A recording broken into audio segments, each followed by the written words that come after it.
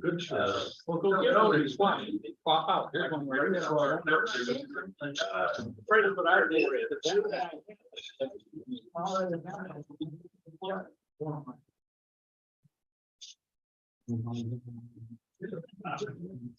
Well, thank you.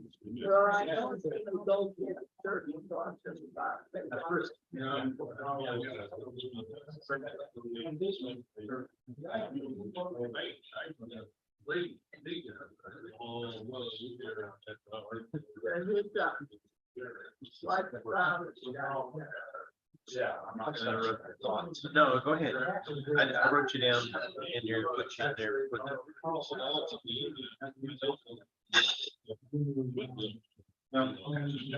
Yeah, no, I don't. Yeah, no, Mark, but I know I haven't. Yeah, he said you right back. Yep.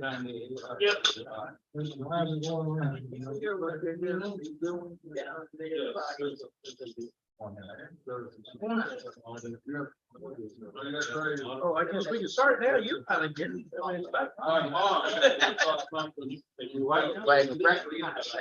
Yeah, right. Good morning, lady. You don't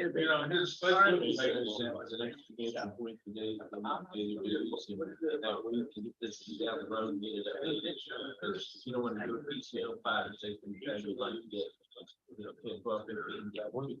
one guy.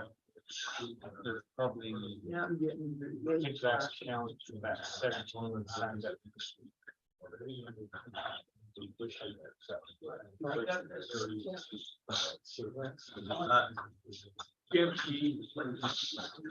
No, Mark does.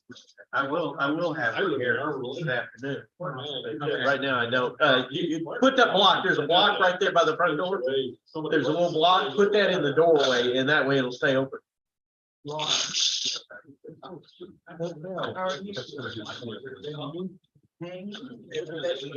bring it up. I was going to ask you. All your feet. We bring it up. Yeah, treasure. The club for approval. Or you want to bring it up? Watch. Go put it up on the spring. I've got you on my way. That's why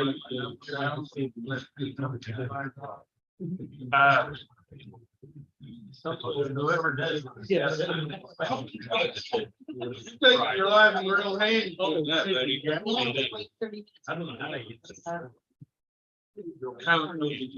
When you work at that. Yes, as a motion. That way,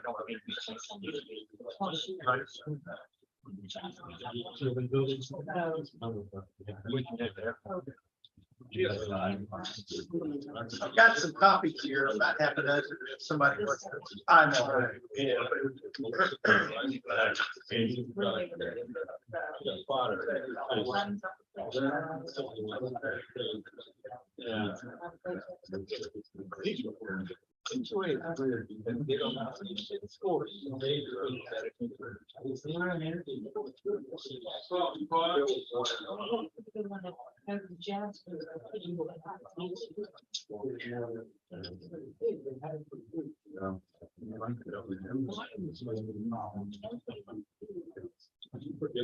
Yeah.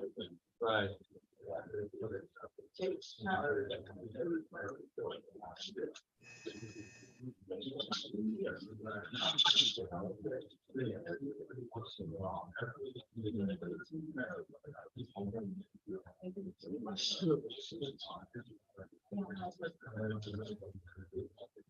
That's one.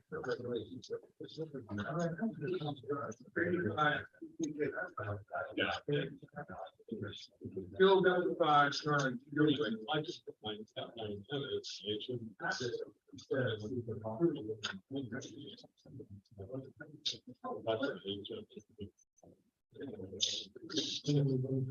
That was too soft, too hard.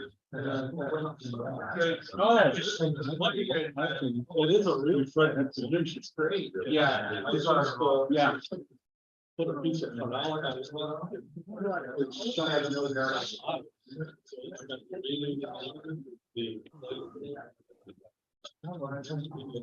man, I thought you were going to be. Well, you're all set.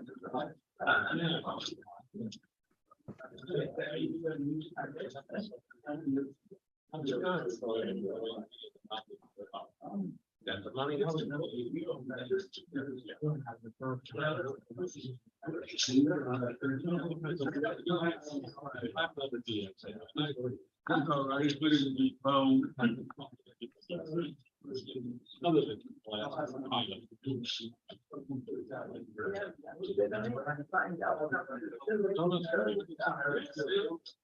You got them. Hurry, they're going fast. If I can't, I usually get two. People that get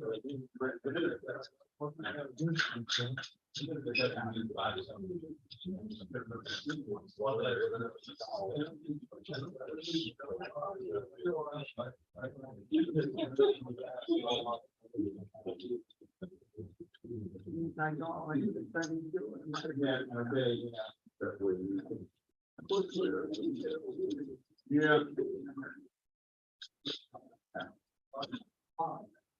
He ran out of there. David, you can do it. How are you? Good. So.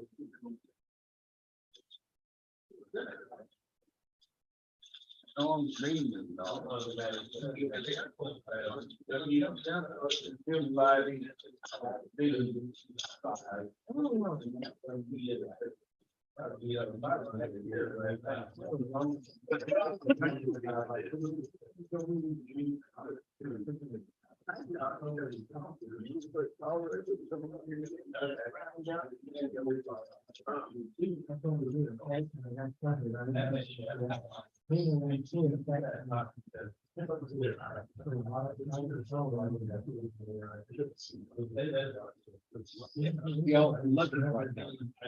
He was sitting in the chair.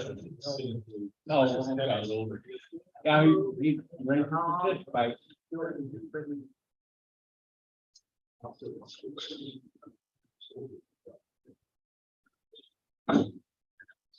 Yeah.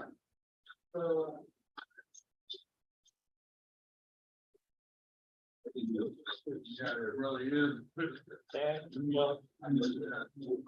Nobody's like that. Another club. Oh, my. What is it? I got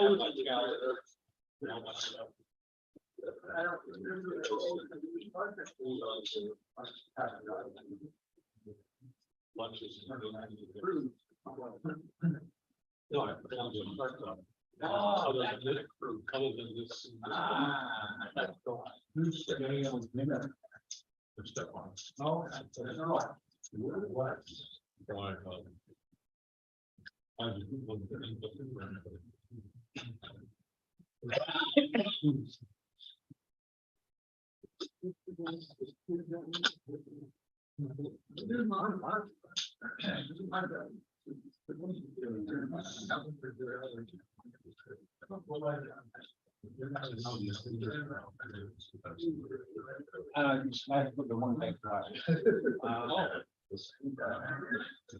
that's the same thing that there. Good one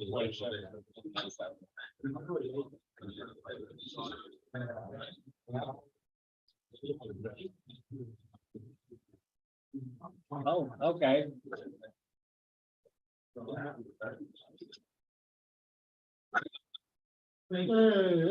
Question. I'll take questions now.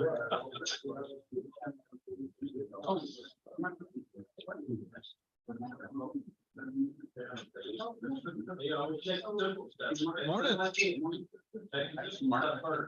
Mark is he's schmoozing. He's over there working the room. Yeah. You know, I president got a bevel. Yeah.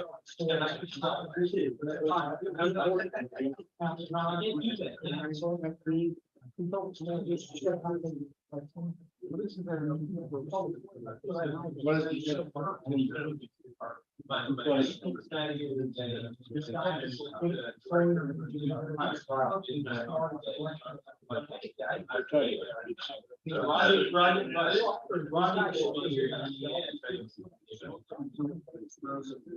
Yeah.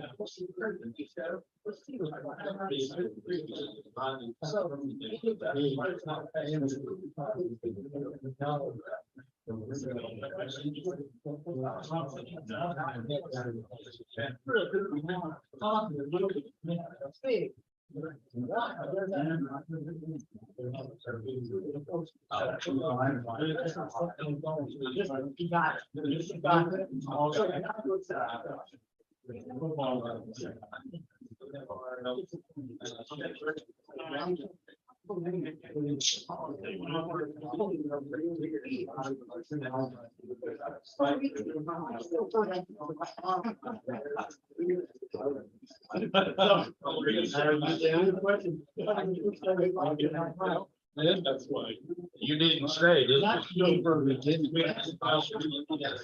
What, got any free samples? and then point to the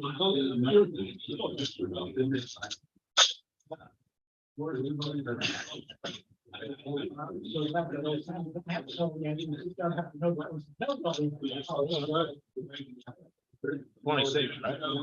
You'll find Family. That was my theory. I worked for them. I just got real quick. I got a whole bunch.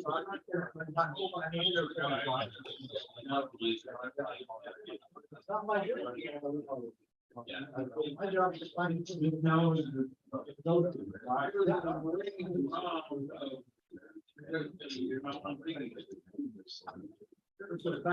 But into them.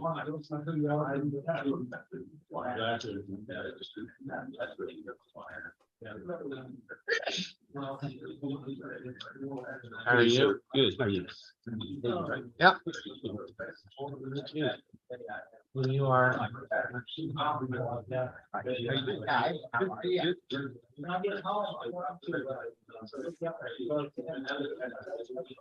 Waving to the camera. Huh? Waving to the camera. WA6. Yep. KD5, ATD.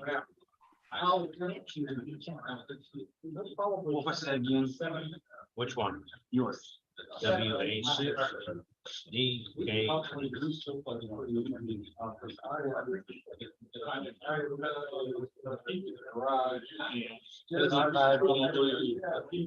David. Troublemaker. What was that? 85 D. 85 Nice to own some property. Yeah.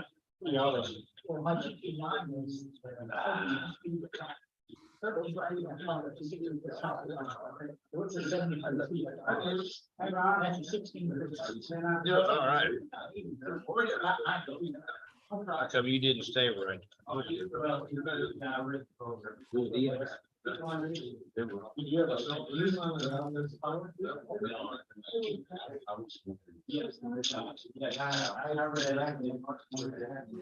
Thank you, sir.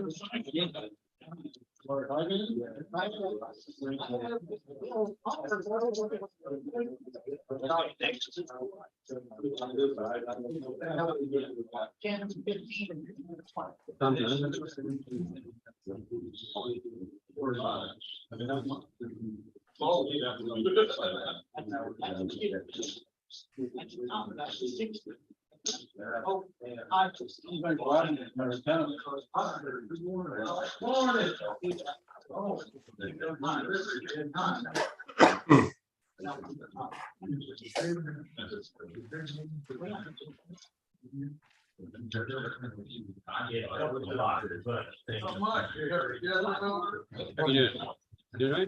Look like. I look like.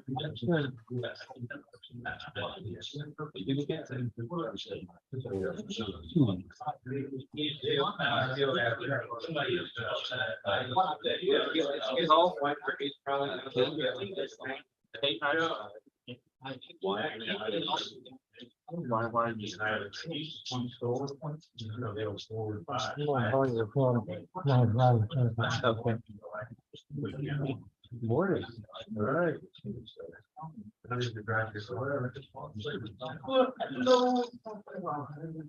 blew me away with it. I'm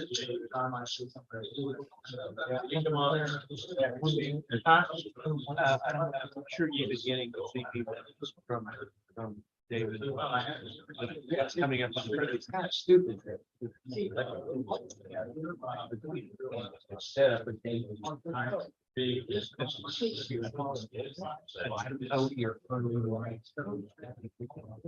well, it's just like here. That's a big yard, you know.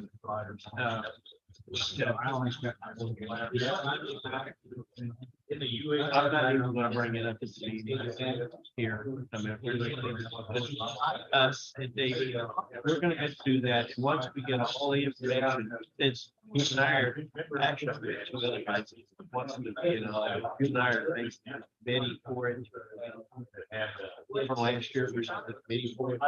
But you and I will get together with David after we see all that, and then we'll go there and something that maybe be good for this later. So we're not gonna bring it up because there's no point till you and I go actually. Right, and I wasn't gonna say anything here because until you and I go out there and we actually see what they're planning and stuff on that, because we don't have a clue until they do that. Because you know they changed that the drawing. We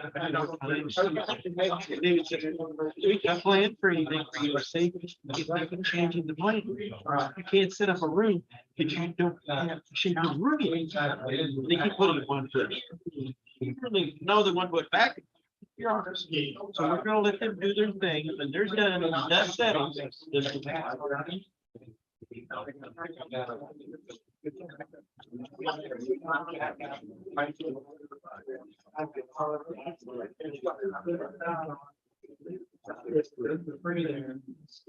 that I can keep them out, and really be guys, I was proud of the president. We can't is not applying because the state and local township, state and local city have what's that budget first. What they're going to set it up, and then once they do this.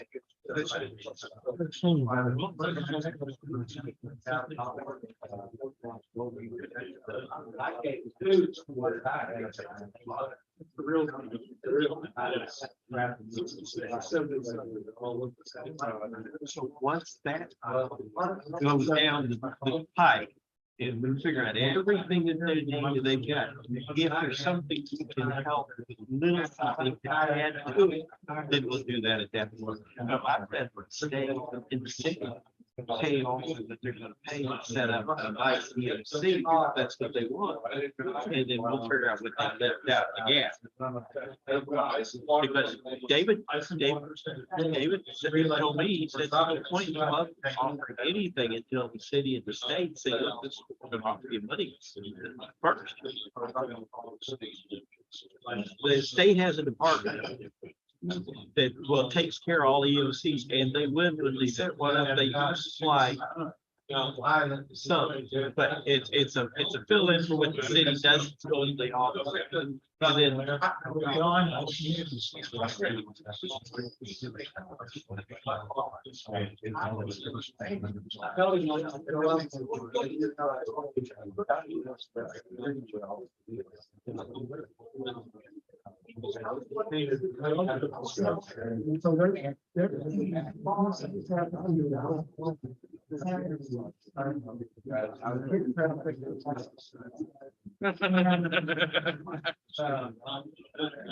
well, yeah, You want it to be up and ready to run for 15 years without any issues, with equipment and stuff that'll last that like that.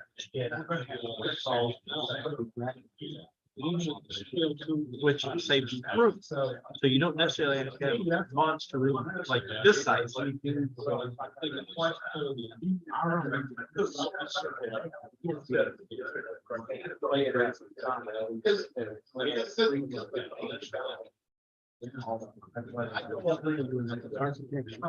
Argued over land, make sure that the outlets, they put it up 220s and they put it up all the, because you know, they never think of that. And access run cables in and out for the setup. Yeah, because they never think of that. And all of a sudden they go, what, where are you gonna run it?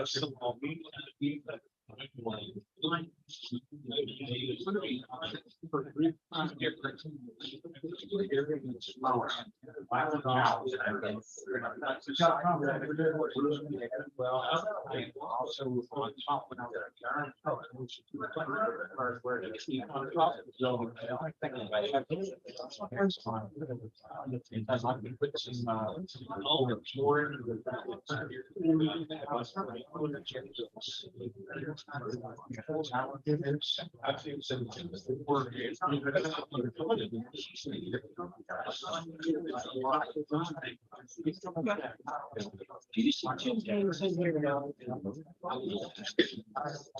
I see Bill Baker. But we never seen. We always have government, but I never seen him.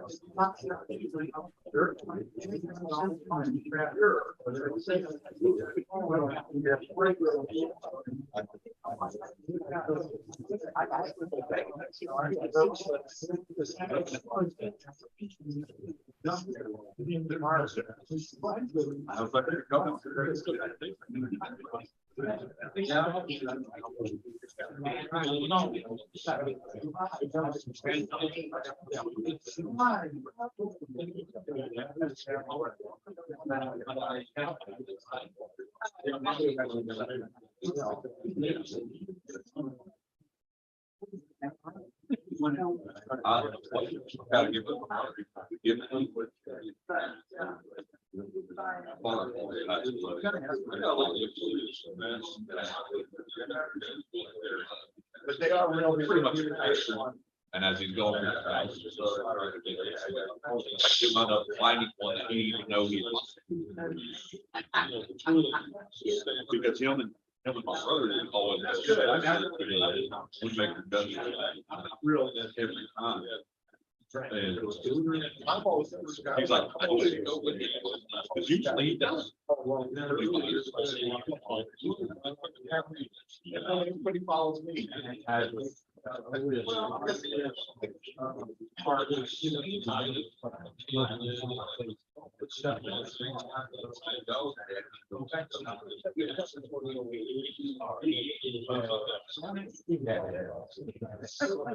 Here I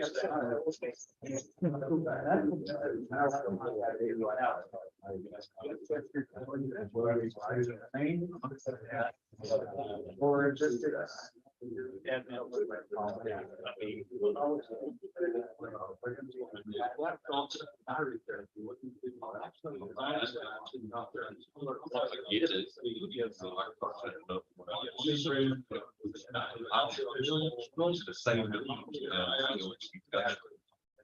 there's a lot of issues. I know that.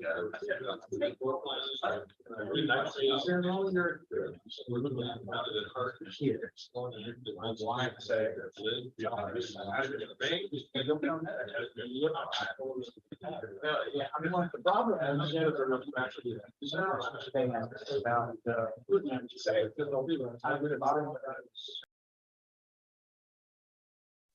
Oh, thank goodness.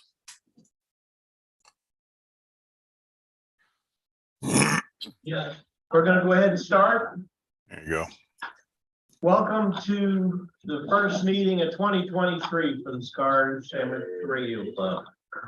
And it's good to see everybody here and everybody that's on Zoom. And we're going to go ahead and we're going to start with visitor recognition. If I get it out here, Easy for you to say. yeah, recognition. Anybody here that's visiting this morning for the first time? Anybody? Anybody online? Doesn't look like it. No? Wow. Okay. Then we're going to start over here. And if you would give your name and your call. Good morning, I'm Galen, WX5MOR. I'm Shirley, F5BJD. K0. Yeah, maybe more than three. On page 5. Yeah. Oh, okay, I'm Stephanie, K5. Like KP, sorry, K5, why you? Ken, JAWGE. N5SOF. Bill, AE5F. Larry, W5LHG. And Lee, W5HLG. David, KI52MF. Jeff, 85CKK. K5OG. Now, and that's my right. Bing, November India 5 Golf. Aubrey, JF5 BJA.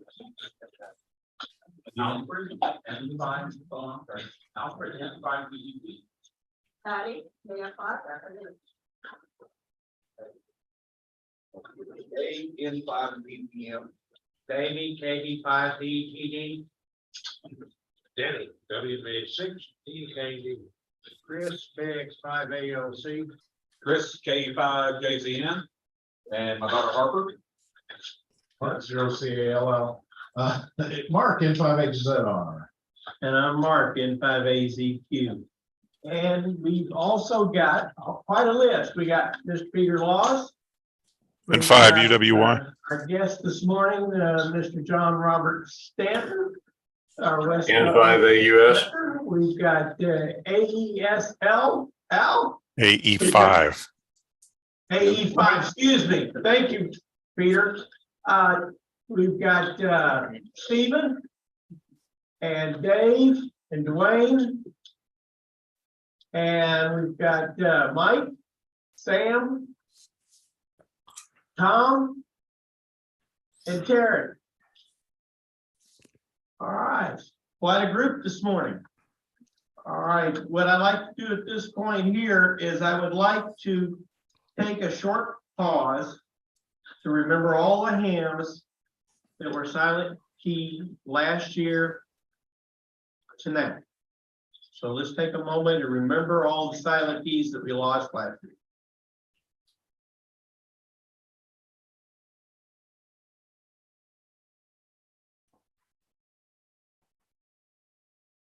Okay, I had a request this morning that before we go into the program, Mr. Galen would like to make a quick mention this morning about a function coming up. Hang on, I'll go grab mine. Okay. Good morning. How many of you have worked the Oklahoma City Marathon before? Cool, get ready because you're getting ready to get an email hopefully here in the next day or two to register for this year. I mean, you've not worked the marathon. Why not? Okay, so if you're unaware, for those of you new or that haven't been a part before, the Oklahoma City Memorial Marathon is a series of races, including a marathon, a half, a 5K, a relay. They've got a senior marathon this year or a senior something this year. Series of races. It's the last weekend in April, and it is supported by. There's thousands of people in this marathon. It's on the marathon itself on Sunday morning, bright and early. Runs most of the morning, and then hopefully the stragglers are in by 1, 2 o'clock. It is supported by hundreds of volunteers, including about 100 amateur radio operators. The hams do support radio support at all the medical stations. They do support of the 4 or 5 relay points. They do there's a lead car and a trail car and some of that sort of thing. They support the logistics of the dropout wagons, the sag wagons. They support the logistics with the ice and water and supply vehicles. So again, there's about 100 or so people needed. And again, thank you to those of you who've done it before, those who have not. By the way, I look like Mike Rocky, what's called something EOC QC. Mike will probably be here next meeting to help drum up support. But there will be some changes this year. Don't let change scare you.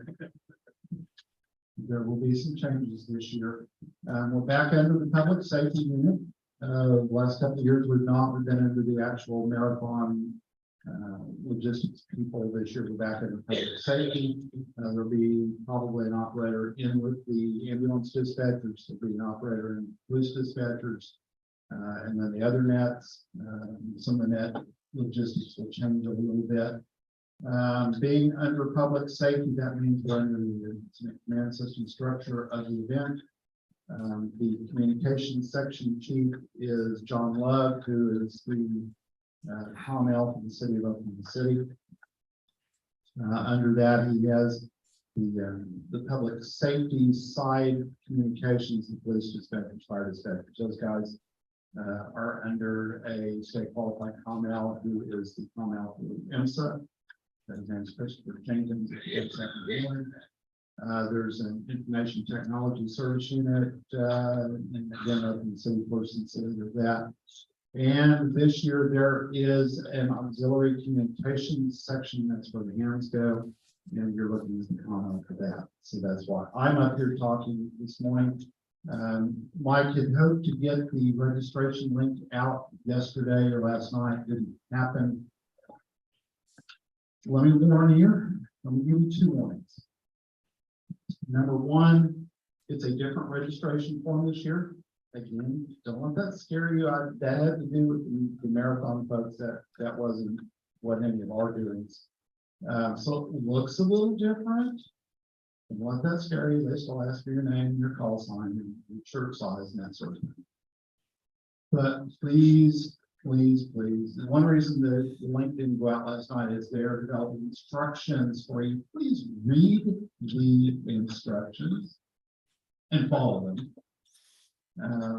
Because it is just a little bit different this year in terms of the way it looks, the way it acts. So please read the instructions. They should answer a lot of questions on that. Number 2, one of the very first statements you will see on that registration link is that there will be all volunteers for the marathon this year, whether they're ham or otherwise, are being given a criminal background check. So if you are opposed to that, okay, thank you for your service, but it shouldn't be any big deal. As you know, there's the way our world is today. Just the marathon folks just don't have to do that and make sure that they ensure the safety of all the workers to do that. So you will see that very first up on that registration when you get it. Again, read the instructions, follow the instructions, please. And my gosh, come out and help. It doesn't take a lot. Mark, you work at one of the med stations, right? Right. And you basically pass information from the people you're working with that you need some medical attention or need a poop out man, sideways. Or you need Poop out is something different. yeah, well. Or you need water supply. So it's what do you need to do that? Handheld, maybe a mobile if you've got a basic. Handheld, it's a great place to try your go kit. You gotta go kit. That's a good place to use it. Go Looking kits at you. And it needs what a technician class Technician class license. or above. So if you're brand new, that's okay. what it's for. And they will, if you're brand new, you'll be placed with somebody who's not. Yes, if you're new, you will very likely be placed with somebody who's not, so you'll get the lay of the land pretty quick. So, Relay please, stations are challenged. relay stations are challenging. But it's all good. So I will, quit taking up your time but please be sure that you think about participating. Again, it takes a lot of amateur radio operators, and it gives our hobby a very, very good, it's probably the highest amateur event that we do support wise in the state all year. So anyway, thank you. Thank you, Galen, for that information on the marathon. Everybody consider that. That's a good, worthy cause. And it's good to show that the amateur community can help. All right, we're going to move into our program this morning. I would like our resident Oklahoma section manager, Mr. Mark Klein, to introduce our guest speaker for today.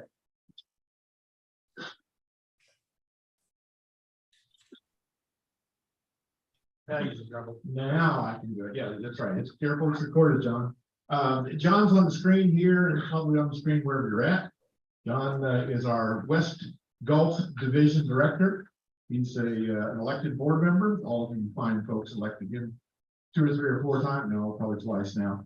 And we really appreciate him coming to show up. He's our typical January speaker and starts off the year with an ARRL update and all kinds of good information. And I know from working through with him for the last 2 weeks, he slept a little bit. I got an email from him about 2:15 this morning. So John, hopefully you're well slept last night. It's probably 5 or 6 hours is a good number for you last night. But John, go ahead. Thank you very much for showing up. Mark, I thought you were gonna let me go to sleep this morning. No sleeping in, baby. No, that's what we're, thanks for inviting me. I'm sorry I couldn't be up there with you, but with the board meeting coming up next week, we just didn't have time to drive up and meet with you. So we'll do it next time. But you can ask any question about what the league is doing or not doing if you want. I believe what Mark wanted me to talk about principally was the legislation that we have filed at the end of December. Am I correct, Mark? Yeah, that's a good one. We filed, if most of you may remember, and some of you that are newer that don't, although everyone in the world agrees that amateur radio saves lives, no one really disputes that.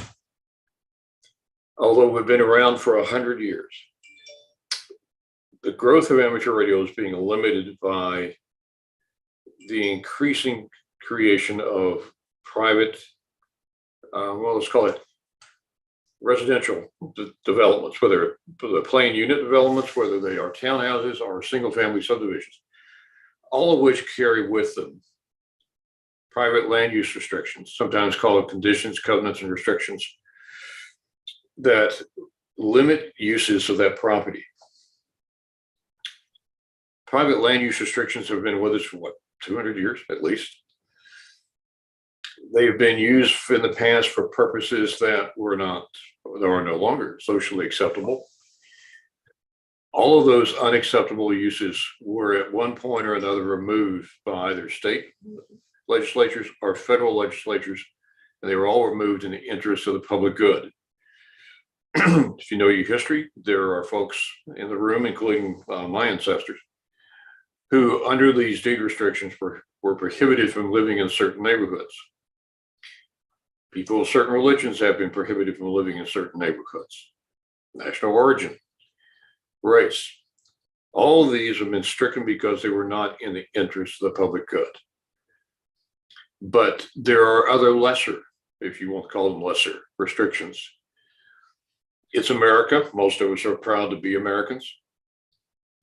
But until 2005, it was not uncommon for cities, counties, and HOAs, private land use restrictions, to prohibit all of us from flying an American flag at our homes or at our businesses. In 2005, Congress had enough of that. They passed what's known as the Right to Display the American Flag Act. I think it's about 2 paragraphs long. It's very clear. No one may interfere with the right to display the American flag. By the way, that includes the right to put up a flagpole. Even after that bill was passed, it was not uncommon for homeowner associations to prohibit people from putting up a flagpole. I think there are at least 5 or 6 cases across the country that involve Medal of Honor winners who try to put up a flag and their HOA threatened to sue them. The HOA lost. But you would think that would not be something that would be considered a detriment to your neighbors, the detriment to the value of your homes, but yet it was in private land restrictions. It is now a national imperative to seek alternative energy sources, but it is not uncommon to find within the deed restrictions of many developments that the installation of solar panels is prohibited. I think California was the first state to pass a law that mandated that that was not enforceable. Florida was next. I think Texas was third. I know because our amateur radio group introduced that legislation along with a number of other groups. Everyone talks about energy efficiency. HOAs have actually prohibited the installation of new and energy efficient roofs, rainwater collection system, composting, xeriscaping. I mean, some HOAs prohibit or restrict you on the type of grass you can have. As odd as it would seem in the most recent years of intense political activity across the country, a lot of HOAs, until they were prohibited by state laws, prohibited you from putting up a political sign in your yard. In Texas, we had to pass a law that would permit homeowners to install standby electric generators. It seems the HOA thought it was okay. You were without power for 4 weeks after a hurricane, but we got the bill passed. Congress in 1996 stepped in to deal with another issue. After these subdivisions started being developed, and almost every subdivision in the country being developed, or plan unit development, comes with these restrictions now. You are not permitted to have a TV antenna. Now, we didn't have cable when I grew up, so we had antennas.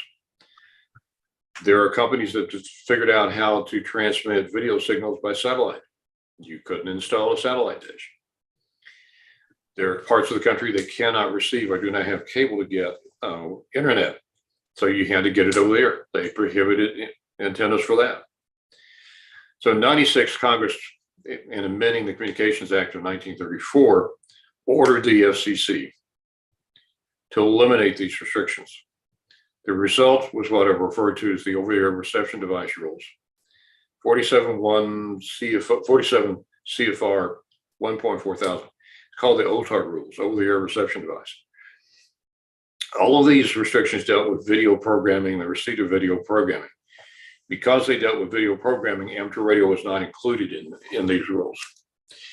But those rules eliminated all restrictions from CC&Rs. If you want to put up a TV antenna on a mast, on a tower, that includes your own 25s, by the way, you don't have to ask for permission. You can put it up. If you want a satellite dish, you can put it up. You don't have to ask for permission. They can't tell you where to put it. They can't tell you to put it on the back of the house. They can't tell you to paint green or blue in some cases. And if you want to receive wireless internet, you can put it up or put up the antennas and you put them on a mast or a tower. Originally, you could only receive. Now the rules have been amended to permit retransmission, since you can send internet signals back through satellites or through wireless internet, either one. But again, amateur radio is not included in those OTAR rules. The league has tried for about 30 years to persuade the FCC to change the rules.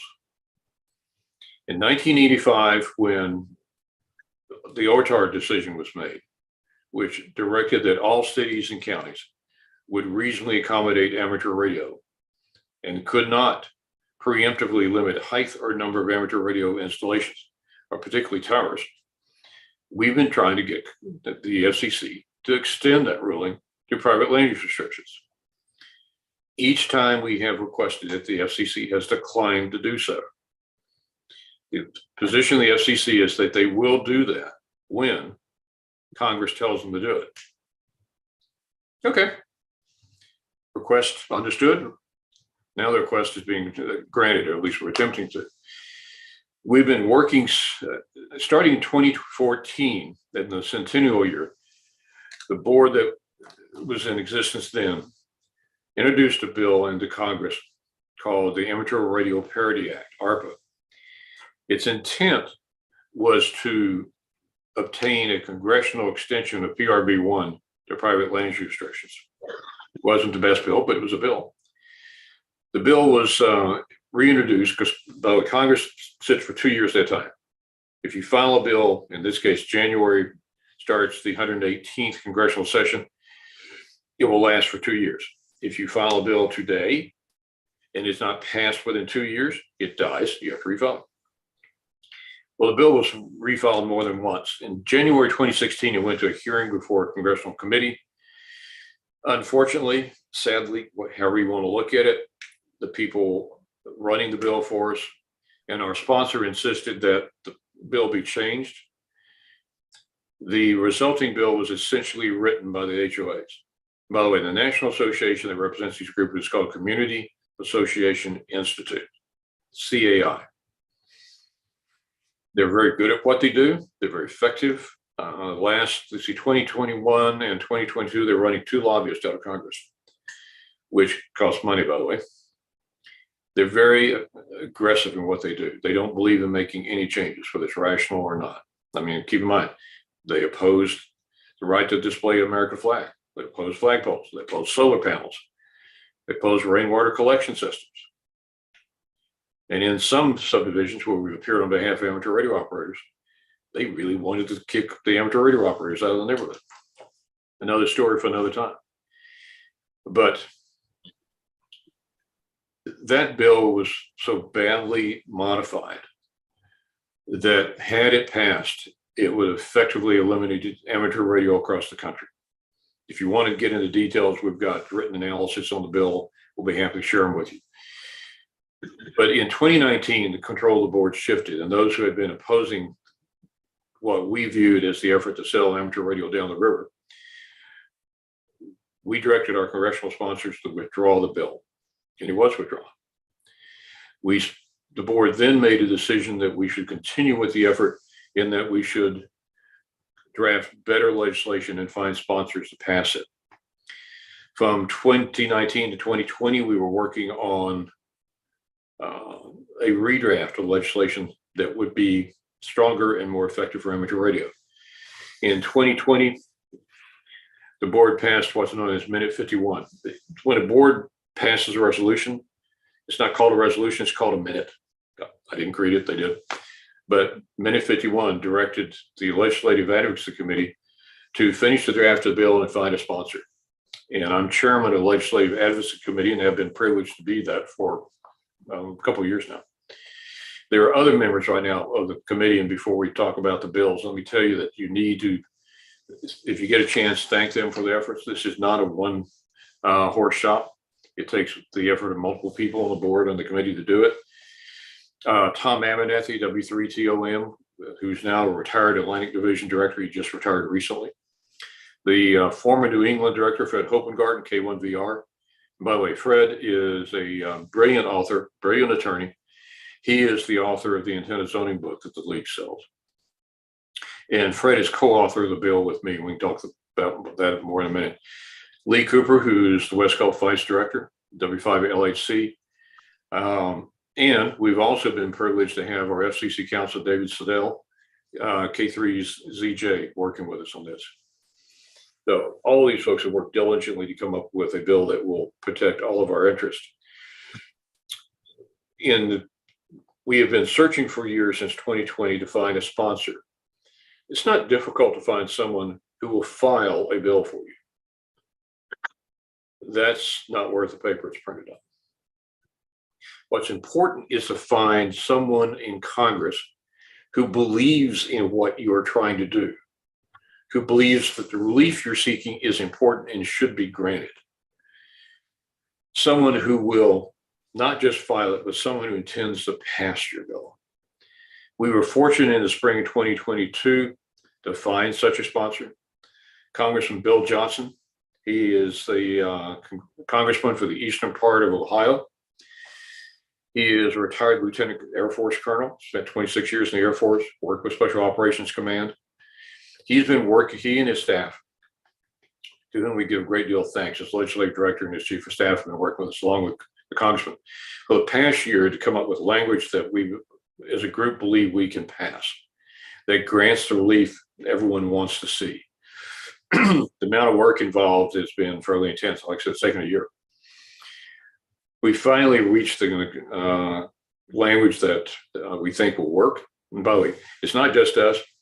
If you file a bill in Congress or you ask for legislation, the bill will go through what's known as the Legislative Council Service. The Senate has a version, the House has a version. Their responsibility is to put the bills into congressional format, make certain it doesn't violate any other laws. So we've been working with them too. We received the final draft of that language, I think on the morning of December 22nd. It was filed within hours. And we can talk about the details of the bill in a minute if you've got time and you want to do that. Some people have asked, why did we file at the last minute? Because the moment we filed, it was never going to be granted a hearing and couldn't be passed in the 117th Congress. We filed it with deliberate intent. We have been speaking for years with multiple members of Congress who are interested in amateur radio, and some who've actually sought us out and offered to help, and who have been interested in either supporting the bill or being co-sponsors. But it's a little dangerous, even if you're in Congress, to buy a pig in a poke. While they supported amateur radio and are interested, they did not want to sign on to legislation that they hadn't read. I think we all know that Congress has a history of passing bills they haven't read. The people who are interested in amateur radio did not want to sign on to a bill that they had not read. So by filing it in the last session, then it gives our sponsors the opportunity to read it, be comfortable with it. It also gave us the opportunity to get the word out to all of our members so they could read it, make certain they're happy with it. It gave us a chance to let our allies in the industry look at it and become comfortable with it. So that's the reason we filed it. We knew it wasn't going to be passed. But the congressman, when we met with him and the staff in September, and with him personally in November. And by the way, it is not usual for small groups to be granted an audience with a congressman or senator. The amount of time that they have is negative. If you meet with staff, you may get 15 or 30 minutes. It's not uncommon at the end of 15 or 30 minutes, everyone gets up and works out. Their schedules are that tight. So if they take the time to meet with you, they believe it's important to do so, and they are interested in you and what you're doing. And the congressman took the time to meet with us personally. And he made clear he is committed to passing the bill. That doesn't mean we're not going to have opposition, we will. But importantly, we have a sponsor who wants to pass this bill.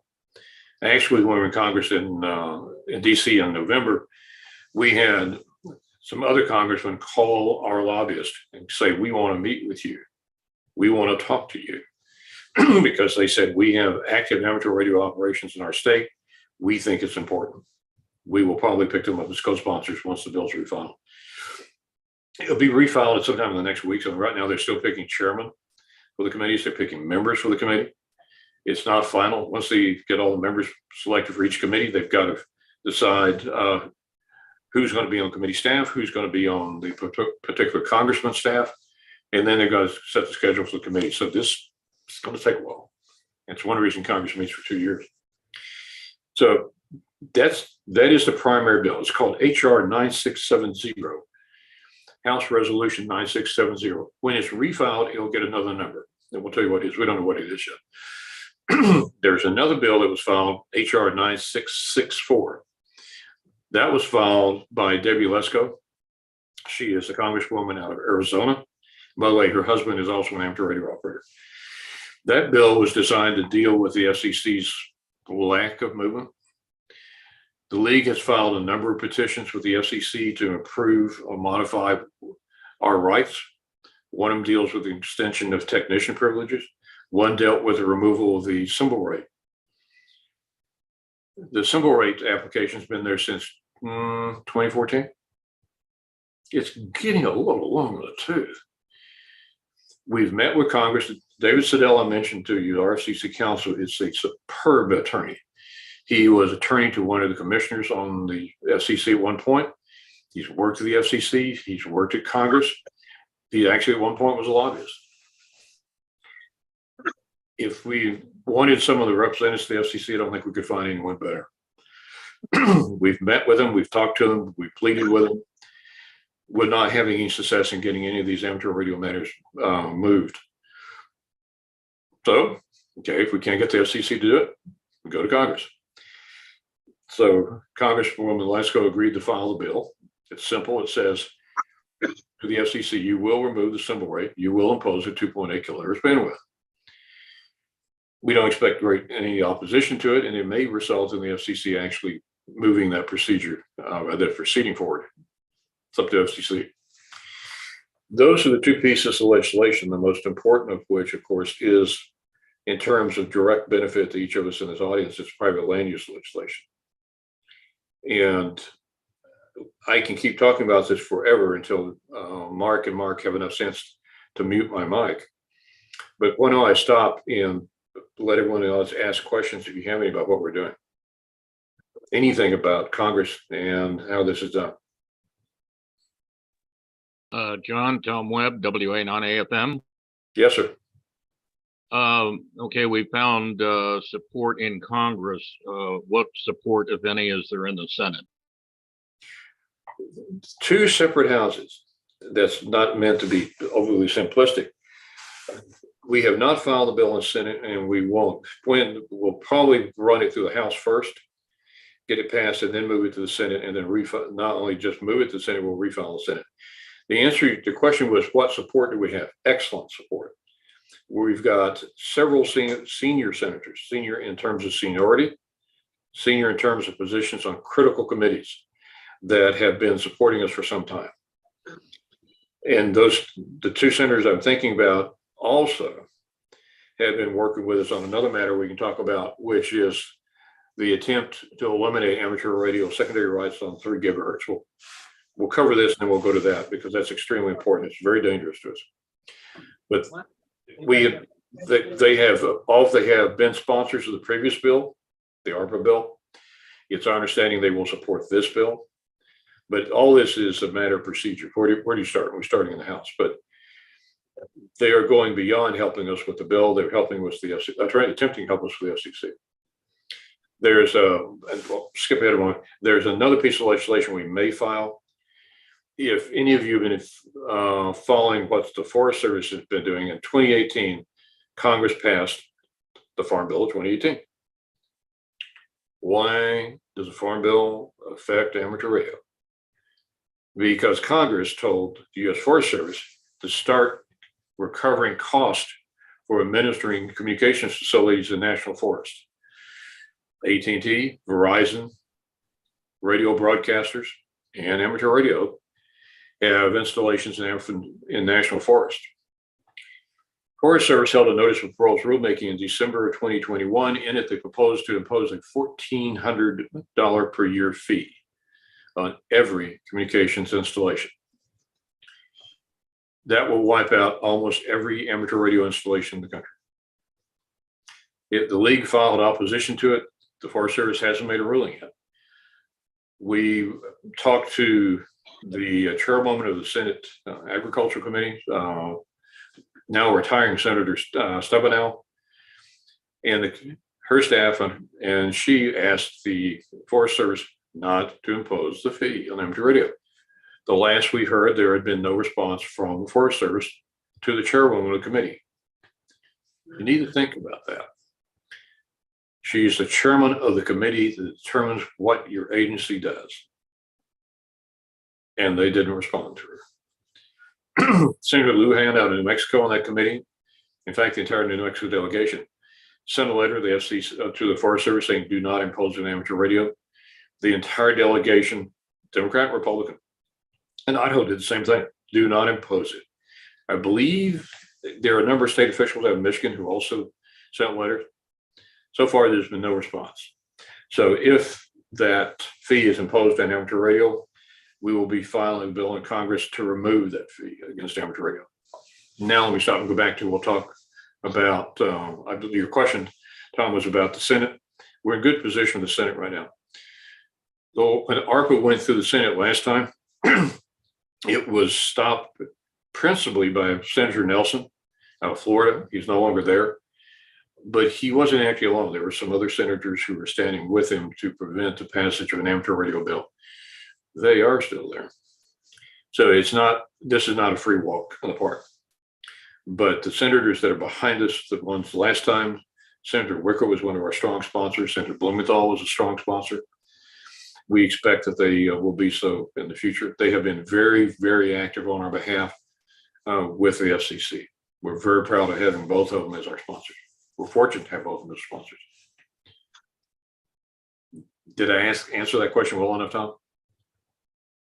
Yes, as a follow-up, in terms of the House, what can we do or not do locally to help move this along? When we refile the bill, give us a couple of weeks. At that point, once it's official, we have the new bill number. We will also know who the co-sponsors are. We're talking, this is a bipartisan bill. ARPA was a bipartisan bill. This is not a Democrat bill. It's not a Republican bill. There's no politics to this. So when we refile, we'll have sponsors on both sides of the aisle. Once that is refiled, then we're going to send the word out to the membership. And that's when we want the membership to start contacting their particular congressman, going, would you please either support it, vote for it, or co-sign? Once the bill is filed, if Mark and Tom and I are the sponsors of the bill, Dwayne, Peter can sign up after the bill is filed as co-sponsors. More co-sponsors and more people committed to pass it. The other thing that is helpful, will be helpful, besides contacting your congressman, and probably more than one time, will be to consider making a donation. We've got a lobbyist. They actually think they know what they're doing, and they think we ought to pay them, which we have been on a regular basis. They're good, by the way. We're tickled to have them. They've been successful in finding sponsors for us. We pay them regularly. If you go to Washington, which we have to do on a fairly regular basis to meet with staff and congressmen, our senators, you might as well go to London or Paris. It's about that expensive. You can pick a hotel room that will cost you $200 a night, and on Monday, a week from Monday, it'll be $699 a night. It just depends on what's going on in Washington. We've got those expenses. We've got, we will have expenses in terms of getting support, getting information out to members. We have money in the budget. In fact, in the next week, the board meets on the 20th and 21st. Those official meeting days. The committees will meet next Thursday. And one of the items that occurs in every January is the approval of the operating budget for the next year. And one of the items in the budget is approval of the funds for the legislative efforts. Even though we have the money in the budget, we allocated it, it's always helpful to have donations that go toward that so we don't have to spend operational funds for this. We created, when ARPA was alive, a legislative advocacy fund that was extremely beneficial in covering the cost of going to DC and meeting with folks. So if you remember in some of the previous political campaigns over the last 8 years, money was raised at $2, $3, $5, $10. Even small contributions add up. I mean, we were joking the other day that if every one of our members were to buy a hamburger and donate that money instead to the league, what a Big Mac mark is like $5.99. If everyone did that, it would completely cover our costs with a little extra. So do not send hamburgers to headquarters, by the way. The refrigerators are too small. So there are two principal things. One is when we call you, talk to your contact, probably email. If you send a letter, it goes to a particular facility in Maryland to be processed for anthrax, all sorts of other things. It takes 6 weeks plus to get a letter to a congressman. If you call, They record every call you make. If you're a constituent and you call Senator Klein, they note you are a constituent.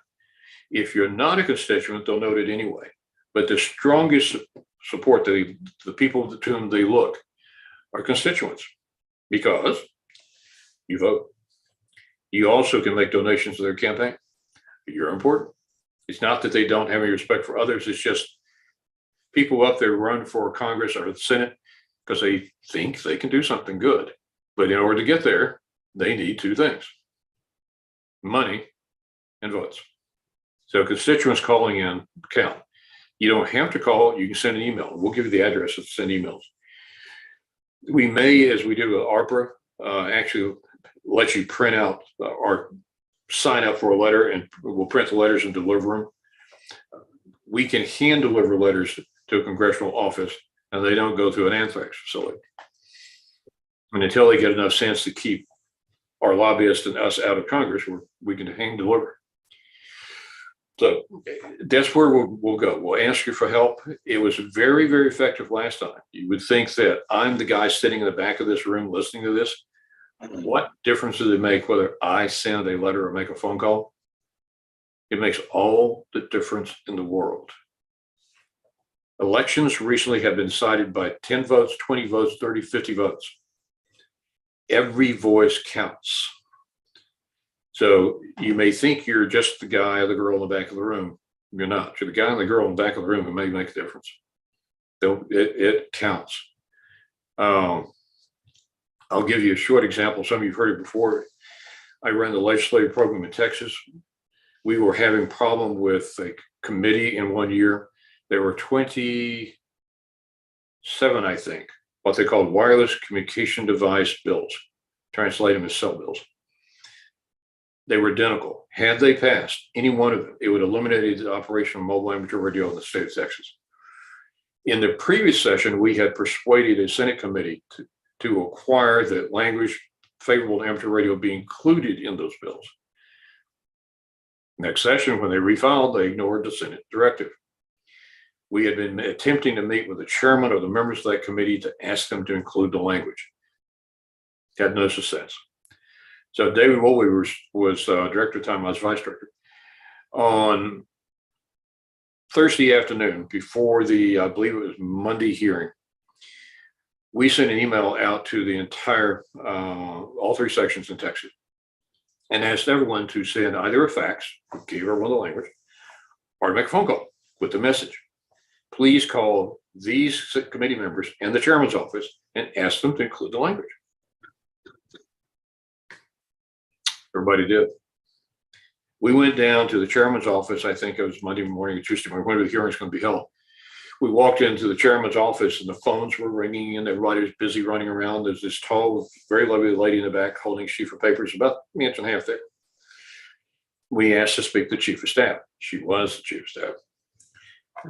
When she heard we were the amateur radio, she walked across the room with purpose, stopped in front of us and waved those papers. She said, "These are yours." And those phones ring in the background, they're yours. Tell your people the chairman got the message. No bill will pass out of this committee without your language. Okay, that was the fun part. But we walked out in the hallway to go see some other people, and we had people running up to us going, "Would you please ask your people to stop making phone calls?" Short version is, so many of our people called in and sent faxes that they overloaded the phone system at the Capitol. They shut it down. The point is that can be done anytime, anywhere, if you want to do it. I don't think you can shut down the congressional phone system, by the way. It's pretty robust. The point is your voice carries, whether it's in an email, it's a telephone call, you can make the difference. And the last time, remember this, the ARPA bill passed the House twice by voice vote. It got killed in the Senate. So we have good hope we can do it again. Long-winded way of answering your questions, but I hope I've made it clear that everyone sitting here has the ability to help us pass this bill. And if you make a contribution, if you decide to send one in, be sure to mark it as Legislative Advocacy Fund, because that means it's earmarked. It can't be spent for hamburgers in the cafeteria. It can only be spent for what we're doing. Yeah, other questions? Those are good questions, Tom. Are you challenging us not to take down the phone system? Is that what you're saying? I'm sorry, I couldn't hear you. Say again. Are you challenging us not to take down the phone system? Your question's coming through and it's a little muddied. Try again. So I'm sorry. Okay, are you challenging us not to take down the phone system? Because we could probably do it. Oh, I'm not telling you not to. Hey, trust me, when the phone system goes down, you have everyone's undivided attention. Because no one can talk, no one can sense anything. So yeah. Anybody have a question in the room? If we take down the phone system, maybe they need the radios. If that's true, if we take down the phone system, our amateur radio could get in trouble. Any question? Nothing here. Wait, you got one coming forward. That's one. Can you say any more about is it 300 gigahertz legislation? Yes, 3 gigahertz. If you have a cell phone in your pocket, and you do, or it's on the table, the use of those is growing dramatically worldwide. It's like everyone trying to go through a door at one time. The bandwidth's not enough to let the entire group to go through. Same thing with cell signals, which the best evidence of that is whenever there's an emergency or a weather event, the cell system goes down because it gets overloaded. The cell companies make a lot of money off all of us carrying these little devices. They want more frequency. Guess who's got it? United States military and us. We're secondary, almost everything above 30. And primary is the United States military. And the rules are simple. We can use it anytime we want to, provided we don't interfere with the United States military, which has worked out for what, 60, 70 years? Well, Congress has authorized once and is trying to authorize again, the FCC to sell part of the 3 gigahertz band. They authorized them to sell 3, 4, 5 to 5. They did. Moving the military off primary and putting the cell companies in as primary. Okay, what difference does it make to us? We can still remain secondary as long as we don't interfere. The FCC removed our secondary status. We objected to that in writing. Their explanation of why they did not retain us on secondary status, you can read it, it's published, it's a little inconsistent. In Hawaii and Alaska, they're not auctioning off 3, 4, 5 to 5. And they don't propose to auction off the other frequencies either when they get permission to do so. They still took us off secondary status in Hawaii and Alaska. And if you think Alaska is not amused, you're understating their lack of interest in this. Well, there is a bill that came through the House. It's passed the House, it's now in the Senate. Well, both of them are being refiled, by the way. It grants the FCC the authority to auction from 3, 3 to 3, 4, 5. We have been at the FCC, we're not going to win that argument, but we've been at Congress asking the committees that are dealing with that to amend the bills to put a provision in that says amateur radio will retain secondary status, or to put it in the committee report. The difference is if it's in the bill, it's law. If it's in the report, it's a recommendation. I mentioned our 2 strong senators, Senator Wicker and Senator Blumenthal. They've been working diligently to see that one of those 2 happens. The passage of legislation is a remarkably complex and dynamic matter on any subject. On this subject, it's very involved. There are multiple interests. The House bill passed. The Senate has declined to accept the House bill. They don't like what it says. There are a group of key senators on the key committee that has to pass the bill who don't even agree amongst themselves. They're all doing what they think is right, trying to come up with a bill that's in the interest of what they think is the country, but there's disagreement, so it's held it up. So instead of passing in the last session, it's going to come back up for consideration again, which gives us the chance to try and hold secondary status. Why do we care? Besides the obvious, we've never been removed, to my knowledge, I'd have to talk to David Sedell to be certain, on secondary status before. The military's asked us to move, which we've done. But if we can be kicked off secondary status on 3 to 3.5, let's stop them from kicking off secondary status on any other frequency. There is an interest right now in reassigning the use of 10 gigahertz. If you remember, the French tried to take over 2 meters a few years ago. They were crushed, but it doesn't mean they're going to stop. Not necessarily the French will try. But if there are only so many frequencies in the world, it's kind of like real estate, Will Rogers said, they're not making any more of it. So there will be always an interest in taking that which someone else has. So we have not introduced legislation on the subject because there's pending legislation. Our effort is to engraft ourselves into that legislation. So that's the fight. And we've been at it since, I think it started last summer. John, we have another question for you. Sure. Good morning, John. Lee Greenleaf, W5HLG. We talked last year about ARRLs when you were here. I've been following every meeting that you guys have been having since I can get the minutes of the executive meeting. And I wanted to say, can you expand on where ARRLs is headed, especially in its interaction with Homeland Security and FEMA? Okay, if the phone's the sound's a little weak. You're talking about ARRLs. ARRLs and field service, section managers, SECs, all of that come under a new standing committee called the Emergency Communications Field Service Committee. That committee was created at my request and a number of other board members back in, it was officially formed in July of 2021. It survived 3 attempts to kill it. Those who do not want a committee focused on ARRLs, NTS, and field service. That committee's charge is to look at ARRLs itself as a separate operating program and see what we can do to enhance it. There is a report coming out as part of the ECFAC report to the board this next week. I'm not on that subcommittee, so I can't give you details of what the report says. But I can tell you what the interest of the committee is, and that is to bring support into the field, ARRLs, NTS, and section managers that doesn't exist. Now, Mark Klein, as section manager for Oklahoma, is a member of a working group. I had the subcommittee that has been charged with looking at the reorganization of field service, which would incorporate ARRLs into it.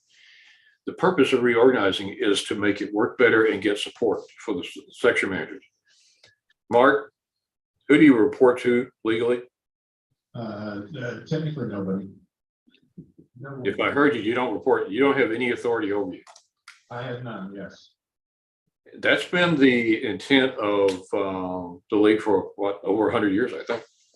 Section managers are elected by everyone in this room, and they don't have any direct oversight. In Mark's case, doesn't matter. He does an excellent job. He's innovative. You've got a great section. We've got 3 good section managers in Texas. That's not true everywhere else in the country. There are people who get elected who do not have the talent, the vision, the drive of the West Coast section managers. Part of their problem is they don't have enough support from headquarters.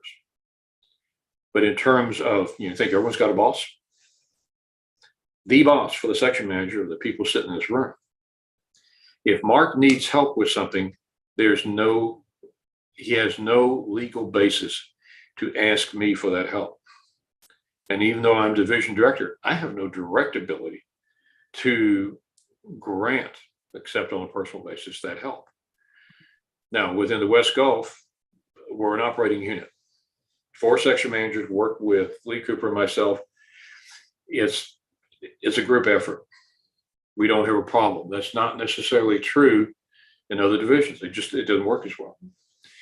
So the idea was to, and this will come up before the board meeting. There are 2 proposals that will come up. I think there will be 2 proposals. This question of how do we alter this to get support for the section managers? Those two versions have been discussed. If you read the minutes of the ECFSC committee, in addition to the EC committee, EC Executive Committee, ECFSC's Executive or Emerging Communications Committee, you'll see these matters discussed in those minutes. And that will maybe a very hot topic at the board meeting, because there are two different fields of thought. One of which is the section manager to remain independent, to become an operating unit with the directors. Another field of thought is the section managers are transferred to working directly under headquarters. The board will make that final decision. There's been a lot of disagreement over it. I know if I answered your question well enough on ARRS, but part of that on ARRS, there was an ARRS 2.0, I think, manual put out. They are working on an improvement to that. The subcommittee is working on how to grow ARRS and get more support. FEMA likes amateur radio. There are memorandums of understanding between the league and Red Cross, National Weather Service, and FEMA. The last one with FEMA was dated 2014, done in the Centennial. The FEMA came back to us, I want to say late last summer, early fall, and said, why don't we renew it because it's expired? The proposal was to extend it for 1 year. It took us several weeks to rewrite that MOU. The previous one was not very good. I think it went from 2 or 3 pages to like 8 pages.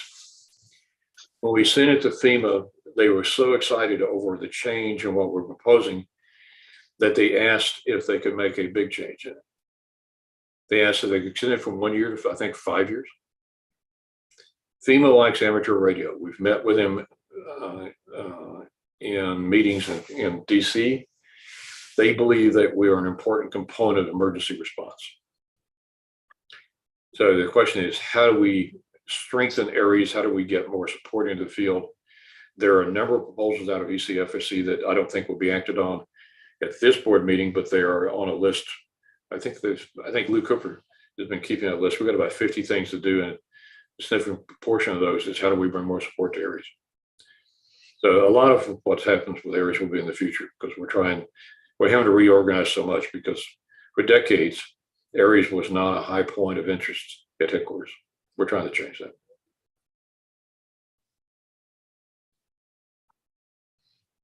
More questions? John, Tom Webb again. Is there any movement to have 60 meters opened up to just broad spectrum, or are we still stuck with channelized service? I laugh because it's interesting. Presently, we have those channels. Presently, we've allowed 100 watts. NTIA, which is the coordinating body for the federal government for the use of all frequencies, has a different version of this. There is a proposal that will impose a maximum of 9 watts radiated power for amateur radio on 60 meters.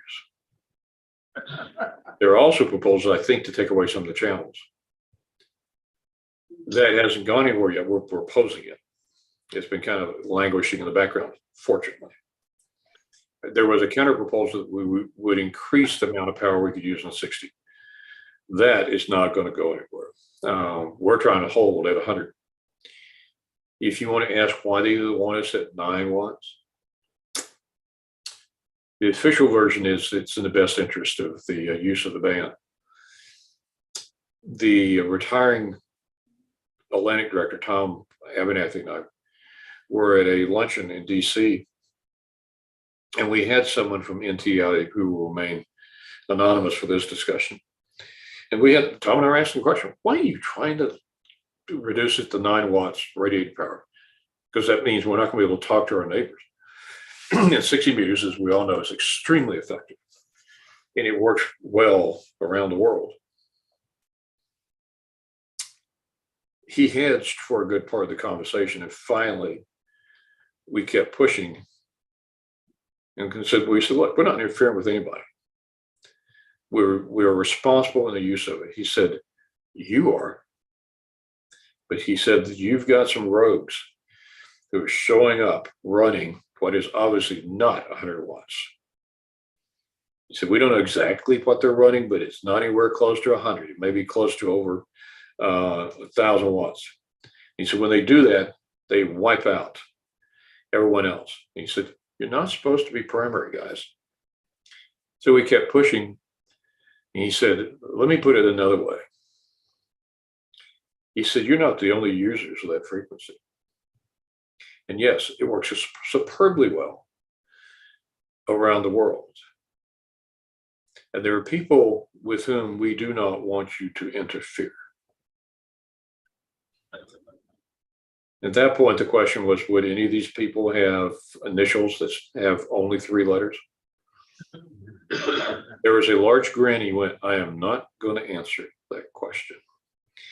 So what we suspect is that the frequency is being used by the military and intelligence operations. And they are in parts of the world where they really need to get a signal out. And that as sensitive it is, that there's interference from amateur radio, not intentional. No one in this room is doing it. But they want us out of the way because it's being used for matters that involve life and death. Speculation, they didn't say that. So expansion, I don't think so.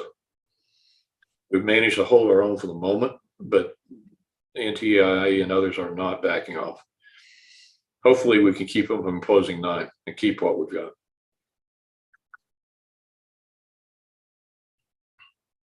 Other questions? John, you want to talk a little bit about volunteer on the air, or you want me to do it later, or what? No? You want to start? You want me to start? Go I'm ahead. going to blame it all on you anyway. Yeah, yeah, unfortunately, you're right. But if your meeting goes the right way, it may be even worse than that, yeah. Go ahead. Does everyone in the room know what volunteers on the air is? And I can't see you, so Mark, you're going to have to tell me how many people raise their hands. Raise your hands if you know what volunteers on the air. Well, Mike does. There's probably a dozen or so going up here, some on the Volunteers on the CEO of Minster declared as part of operational headquarters that the year 2023 would be the year of the volunteer. Okay, neat. The bands will be improving. Sunspots are getting better. Well, as part of that, there was a discussion well over a year ago about starting an operating event, because I was meeting with PSC trying to get it done. And it's morphed into now what's being called volunteers on the air. If you remember, in 2014, we ran an operating event where W1AW / fill in blank rotated across the country. People were given permission to operate as W1AW / portable 5, 4, 3. And it was an extremely popular event. When you got up in the air, if you talk to Mark, or you talk to me, or Lee, or anyone else who has a volunteer position in the league, you would get points. And it was an effort to see who got the most points and who won. Now, if you talk to Mark, you got negative points. If you talk to me, you got positive points. It was very popular. And so it's a version of, again, W1AW / is going to walk across the country. It will be in each state twice during a year for a week, starting on a Wednesday night, ending on Tuesday night. That's the idea. And it was supposed to be set up so that each state would end up with coordinators, end up with volunteers to operate in time slots. You can operate on any band. On any band except the work bands at 630 meters and on any mode. Okay, simple, right? If you look around the room and realize that not everyone's hand went up, you're looking at the problem. The decision to do this was made in the spring, summer. Programs and Services Committee is in charge of these matters. They decided to do it. They told headquarters, this is what we need to get done. Go get it done. The first notice that really went out to the members was January QST, 2 pages. If you look to the link that was given to you on the second page, the link went to a blank web page. So it wasn't organized well, and I apologize. It's not the director's fault, or it's not the section manager's fault. As much fun as I have blaming stuff on Mark, it wasn't organized. We're scrambling to get it organized. The first 2 states were supposed to start in the first 2 weeks of January. I know Virginia dropped out because they had no notice. They couldn't get it organized. Mark has done an excellent job of getting it organized for Oklahoma. He is the coordinator for Oklahoma. Steve Smith, North Texas Section Manager Coordinator for Texas. Mark has developed a sign-up sheet that is probably the best one in the country. In fact, as soon as we later today confirmed that it's stable to his satisfaction, I've already told the rest of the board that we're going to loan that out to the rest of the country, because a lot of the sign-up programs are not very good. But, and Mark, if I get this wrong, anyone who wants to apply can contact Mark, go online to the sign-up sheet, sign up for a 2-hour block on a band for a mode. But you can't do it willy-nilly. You've got to get final approval from Mark. There's a rumor that Mark is asking for money, but I don't know anything about that. Lots of money. Yeah, that would be good. Yes. If you on the page that Mark's got, and I think you've already released it, Mark, to the division or to the section, but if you go to that, it lists out the points that you can get for talking to anyone. It also lists out all the important people in Oklahoma and the points beside their name, I believe. If you look at that point chart, it's not what we would prefer. I've been talking to Mike Ritz, who is chairman of the Program Services Committee. I don't know if we can change that point list.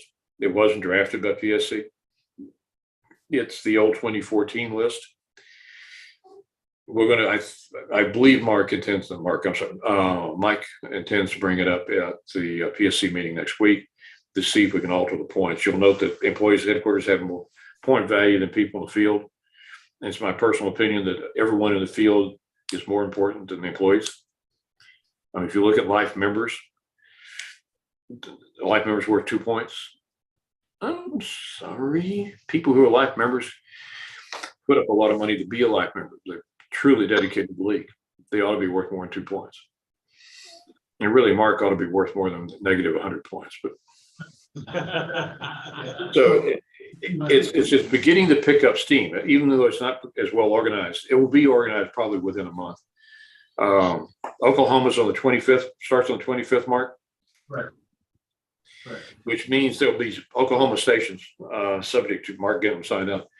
They'll be operating as W1AW/5. Right now, if you talk to any one of the portable stations, it's worth 5 points, and we're suggesting it'd be worth more than 5 points. Texas starts on February 1st, and Steve Smith out of North Texas is organizing that. But the other states are beginning to get organized, so it should be as big a deal as it was in 2014. We will have better sunspots so that we get good activity on it. And again, North Texas, or Steve will have a list of all the people in Texas and the points by them. The other division directors and section managers will be doing the same thing. It'll be set up across the country. You have to use Logbook of the World to record your contacts. So if you don't have an account, contact headquarters, get one.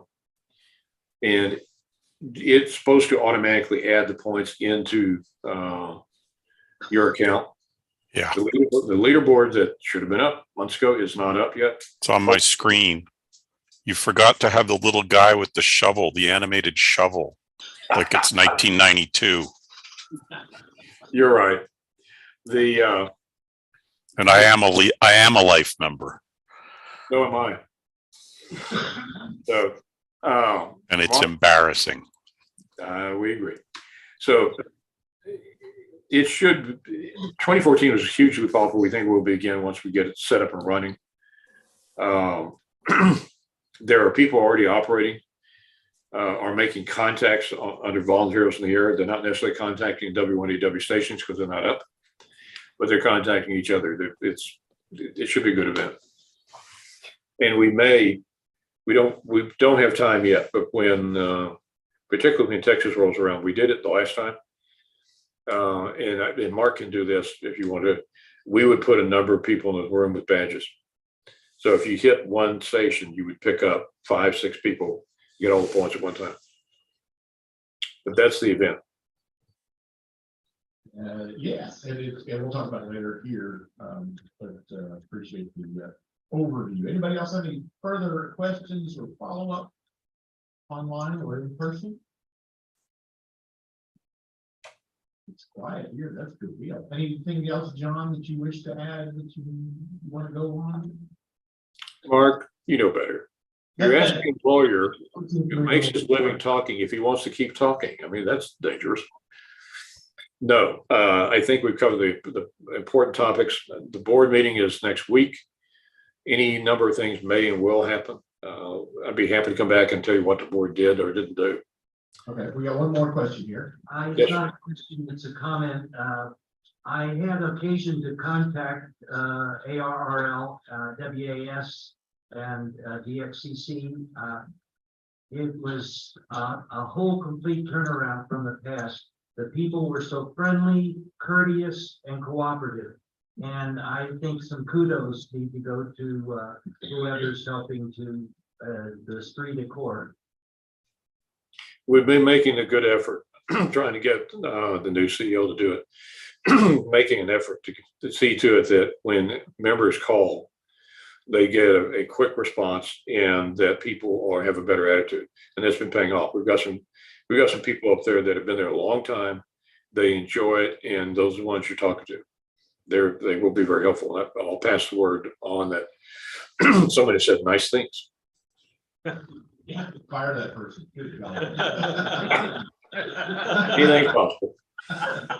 But I think I said in the beginning, but let me make clear that Mark's doing an excellent job as section manager. He is that working group. In order to determine how we would reorganize field service, since I was chairman, I recommended that we form a group of section managers. Since we're talking about revitalizing or changing field service, we thought it kind of important to ask the people whose lives we're going to affect. Mark is one of the 12 on that working group, and his input has been extremely valuable. I interrupted Mark, or you or somebody else. No, I was going to say the checks in the mail is what I was going to say.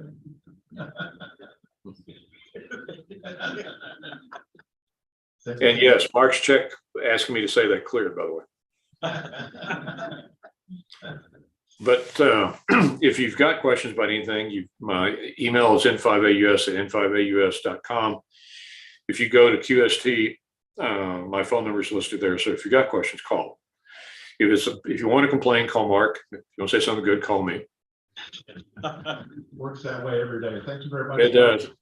But I appreciate you taking time on a Saturday morning to let me come and talk to you. But again, if you've got questions, yell at us. Watch for us sometime, probably in this January, February. We'll be coming back asking for help on the legislation. It gives us a chance to alter the future. And you're going to be a key part of that. Thanks again.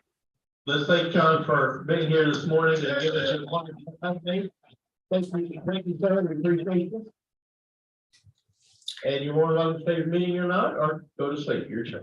With your permission, I'm going to go back to work. I've got to meet with a number of people on the board to get ready for the meetings. So thank you again. Y'all have a good day.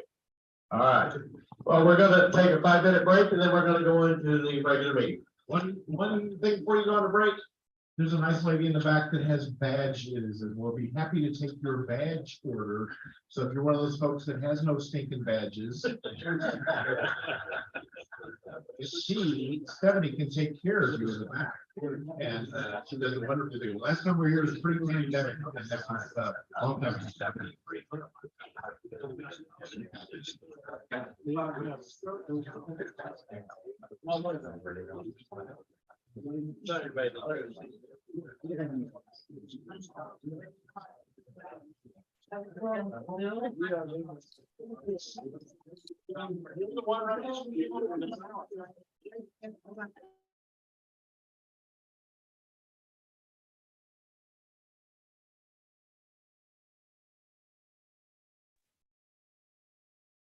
They're so noisy in that room.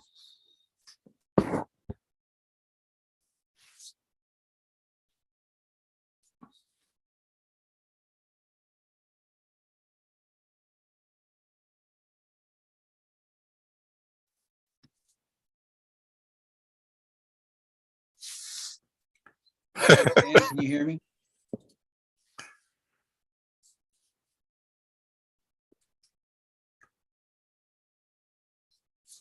Sam, you hear me? You're being paged, Sam. Unmute yourself. He's grinning like, I don't know how to unmute myself. It's like, what the heck's he talking about? I thought if I pressed the space bar, it would unmute me, but that's not working for some reason. Did you get my message the other night about Hawaii being on in 80 meters? No, actually, I didn't. I tried working at Alpha Hotel 7 Charlie and for 10 minutes, and then all of a sudden he was gone, just like dropped off the face of the earth. That's probably, what band was this? 80 meters. Oh, 80. Oh, okay. Yeah, we're both lacking Hawaii on 80 to finish out worked all states on 80. And so I got, I was for talking, me, it's 5-band worked all states, but who's counting? Yeah, I just finished mine a couple weeks ago, and my last one was Alaska on 80. Oh man. Yeah, it's tough. Hawaii is going to be really tough because I've tried several times with several different, but oh well, one night it's going to happen. you know, just a second, I'm gonna mute this, mute my FT8 computer. I got, Ken Robertson gave me 4, he's made 19 contacts over the years on 80 meters in Hawaii on FT8. Wow. And he gave me the 4 most recent call signs. And I'm getting ready to send them emails, see if I can Hustle them up. Yeah. Well, you've got my my information. So if you hear them, holler, and I'll do the same with you. Yeah. I've got you down. I you know, I'm struggling with on 15 and 10 with New Mexico. And yesterday I spent 30 minutes with a guy that he messaged me and said he could hear me, but he could never get back to me. We spent 30 minutes both on 10 and 15 trying everything we could come up with. And of course, you know, I don't like have a beam that I can aim at him. There's just not a whole lot I can do, but we danced around the frequencies and we did all. I mean, this guy really worked his tail off to try to get me, you know, The close in states sometimes are really hard. Yeah. He said he hears me. I'm on there all the time. You know, every evening I'm on there trying, and he said he sees me, but he just can't get back to me. So there was a, you know, FT8WW. I wondered if they were going to be CW8WW if they worked CW and not FT8 because they were working. Never mind, bad joke. There was a lot of guys that came on to FT8 to work FT8WW that had clearly never worked FT8 before. And I wonder if that guy's he hears you, but he's not set, his transmit's not set up right. That's my I don't guess. know. He's an amateur extra, and yeah, and you know, he was so am I. What does that mean? Well, so am I. I know. But you know, I mean, it's not like he's just really new. Probably he's been around at least a week or two, and you know, he was the one suggesting like we were going kind of switching our frequencies on 15 meter and you know, we just tried all sorts of stuff. And let me just tell you, I end up he needed Oklahoma on 15 to complete his 5. And so I called Ken Robertson, and Ken made his contact. Ken was able to hear him and made the contact for him. So I got him his 5 work calls. Okay, so he owes you. Well, you know, he'd worked really hard trying. I mean, we spent 30 plus minutes messaging and trying different things and different, you know. And if he worked Ken, he's obviously his stuff is actually set up right. So yeah, and of course, you know, Ken's just got the antenna farm, and he's got a beam. He can swing over, you know, and aim at the guy, and you know, I don't have that. So yep. I'll catch you guys later. I got a lunch. So okay. This is wait before you go. Yeah. Oh wait, the damn camera's not on. Hang on. That's what you get. Cool. Yeah. Yeah. Yeah. Well, I'm hoping to get mine here pretty soon. So. Good, good. Me too, and I'm just that close, you know. It's, hey, All right, Peter, I see sent you a See you, question Dwayne. on the chat. All right, see you, Peter. Yes, and yes, 50 mile, any QSOs within 50 miles of one another count towards a worked all states. Okay. So if you're outside, so I had one when I lived in Illinois, I got worked all states, phone and digital, or phone and RIDI. And then when I moved back down here, I got it again. And when I move again, I'll get it again. So he's But that erases everything, and nope, separate. Well, you get it, but yeah, I mean, you get the award, but then you got to get another one. Yeah. Well, I'm not planning on moving, but my next move will be underground. But. Wow. Hey, I muted the mic at the thing, and I cannot unmute it. I can only ask to unmute. Oh. So if they can hear us, unmute the studio mic. There it goes. I'm going. Somebody heard me. Yeah, I'm going on mute too. Let's go ahead and get started. Let's go ahead and get started the morning meeting.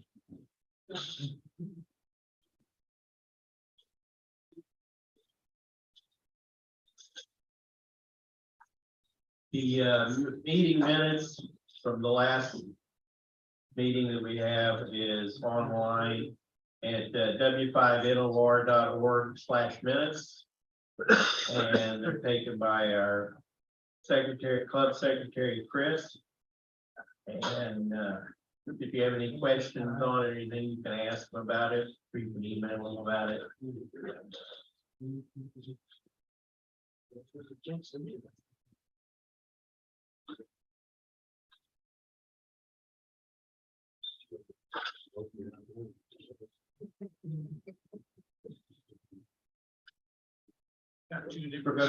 We're gonna go ahead with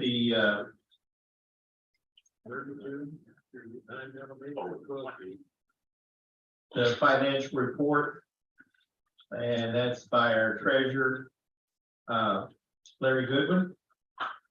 And we'll have him, we're going to be able to here momentarily show you what he has on the screen.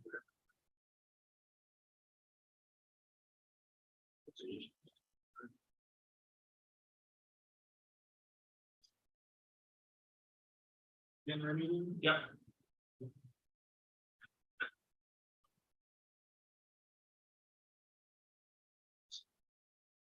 All right.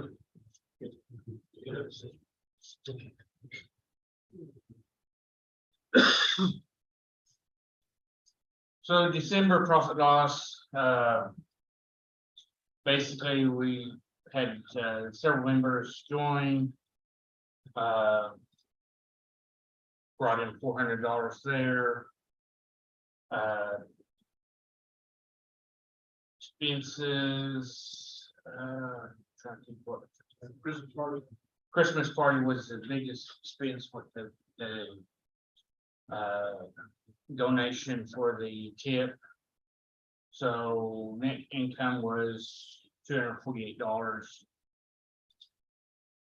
Brings us balance sheet. I deposited $1,500 from the checking account into the savings account. We were approaching $30,000. At 28,000 in the, or 2,800 in the checking account. So now we have $1,365 and a penny in the checking account and $23,506 in the savings account, for a total of $25,053. Anyone have any questions on that? Quick note, we've had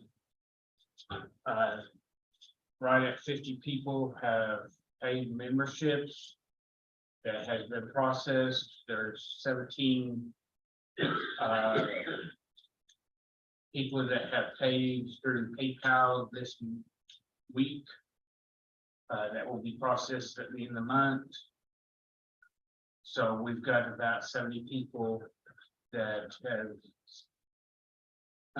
paid their dues at this point. Bringing it up to about 75 by the time you include the lifetime members. So, anyone have any questions? Okay. Thank you, Larry, for that report. We do want to emphasize that we do want everybody, if they would, go ahead and pay for your membership.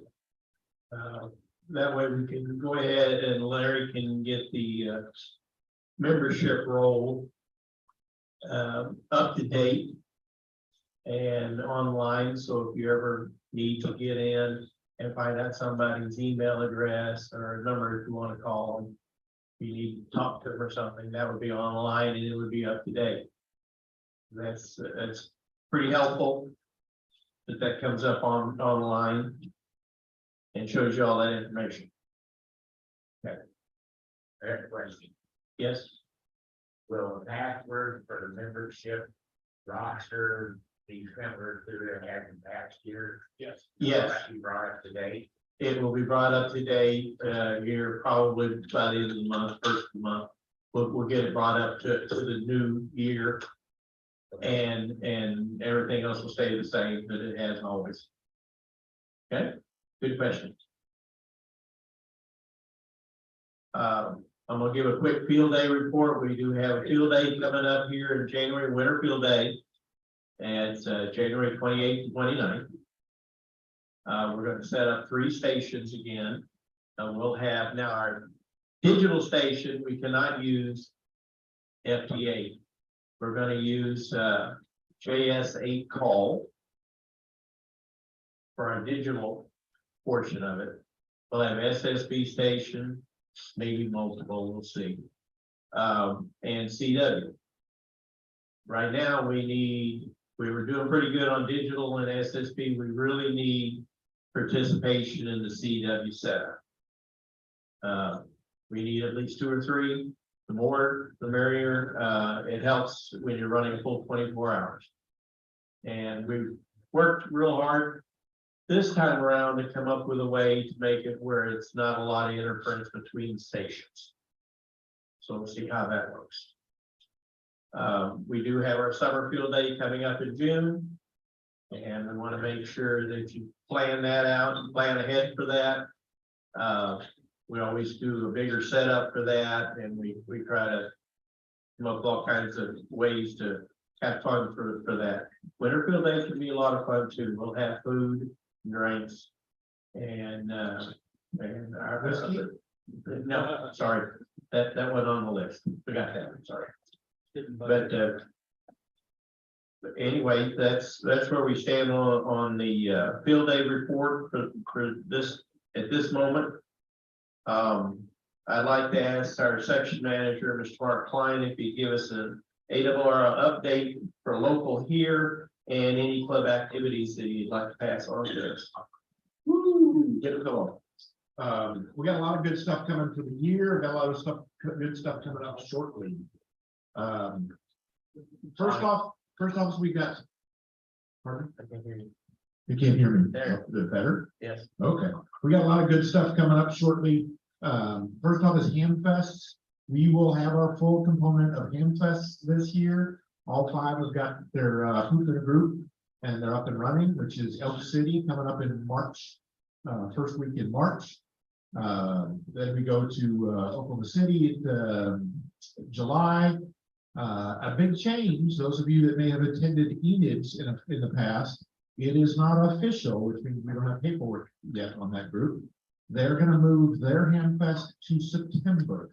Currently, it looks like a September 16th date for Enid. So if you're looking to go there, they're trying to get better weather and they're trying to get away from the Ardmore date. Those 2 dates are real close. So they're going to move to September. We'll have July for Oklahoma City, September for Enid. Then we'll have Ardmore in the end of October, down in the big Ardmore Fest. Then there's that little one. Where's that little one at in April? Oh, in Claremore. That's right. The biggest one in the state is up there in Claremore. And it's going to be happening. It will be Easter weekend, so that's either good or bad. I don't know how they're figuring that out, but it's the 7th and 8th of April up in that festival. Our friends in Dayton are still going to have their little tiny hand fest. I don't know what 35,000 people should show up there in the middle of May. So if you want to go up to that place, now you should make your reservations. So Hamfests are a good place to learn, sell, buy, trade, all kinds of fun stuff. We have a number of antenna repair places that we need to go visit. So if we've got some folks that want to do some external work on antennas outside, or what to learn some things, give me a call. We've got, I think, 4 of them on the works. They're all little small jobs that are putting up an antenna or moving an antenna, or we got one that was broken with an ice storm, and 2 of them were broken with ice storms. So if you want to get involved with that, please let me know, either in person or on email, N5AUS ARRL.org. We'll get you somewhere. Class brochures. We have a fantastic instructor, so I'm told. You told me you were fantastic, right? You were the fantastic instructor, right? Well, The best one you know? I am certainly the best one in my household. You never know. She's an exceptional woman. You're gonna ride in the trunk on the way back home. Say this. Yeah, here's the way you have it right. No, I'll say this. So, N5AUS is my name, and I'm obviously new to SCARS. But start early. Can you hear me now? Yeah. All right. So I'm going to introduce myself. My name is Alfred Perez, N5AUS, and I used to live in that terrible, terrible place down south called Houston. And I was a very active member down there. And one of the things that I started to do about 20 years ago, or excuse me, 10 years ago, was, I don't know, 2010, anyway. I started doing a class called Ham in a Day. The Ham in a Day class that I did was relatively successful. I estimate that I've trained upwards of 5,000 hams. And I'll say this, as far as the process, we've gotten it down to an art. And my goal at this point is, in doing this class, is to pass it on. And so I'm hoping that members of SCARS will pick it up and continue it forward. I've been traveling around and have done my Ham in a Day class all over the United States. I've done it for some very interesting private audiences that I can't say anything about. And I've done it for National Guard, Red Cross, many organizations. My last 3 sessions, we had 100% pass rate, which I thought was pretty good. It only cost each student about $1,600, but it was well worth their effort. No, typically what we've done is charged enough to cover cost and materials, which varied a little bit, but honestly, the goal is just to get as many licensed hams on the books as possible. I'm hoping, now that we're here, and I didn't know how long I was going to be here. It turns out I'm maybe here longer than I thought. So I want to help, hopefully, get SCARS to get a Ham in a Day class started here, and then they can spread it on and each other as well. Anyway, to that point, I'm going to give it back over to Martin. Very good. To that point, we're scheduled at the Norman Public Library Central office. If you've not been there, it's a really cool place to be. There's books everywhere. It's like I don't know why, they got books all over the place. It's kind of weird. I've not seen that many books in my entire life. They also have something that's really cool on the second floor, which is a makerspace. And we hope to have them come talk to us at the makerspace. We're going to be on the third floor of the library. We have room for 100 or so of your closest friends. If they're, if they're really tight, we probably took 200 in there, so that a lot of space won't be a problem. It will be January 28th. Hopefully, we'll talk about this later in the day. The STARS operation will pick up the funding for this event to make it happen. We'll provide a lunch. 9 o'clock, you show up. 3:30 will be a test. It is a self-study where you use some kind of book. This one just happens to come to mind. It has the questions and answers in it, but the idea is to cram for the test. So it's an individualized study session with people there to answer questions as they need, and then keep them all on track. We'll give them lunch of some kind, and at 3:30 they'll take the tests. Either of the team will do the VE tests for them, and we'll be out of there by 5 o'clock on the 28th. The really cool thing is, all of these people can leave you to that facility and then come over here to do field day, and they can actually watch some radio stuff in action. So if you have friends and participate, that's a good point. If you have friends, enemies, doesn't matter. I have flyers up front here that will talk about this, but you can take paper flyers if people know what those are anymore. They're sitting here on the counter. Grab as many as you need to. You need more than there are there, let me know. It'll be the 28th. We have this online at w5nor.org/class, CLASS.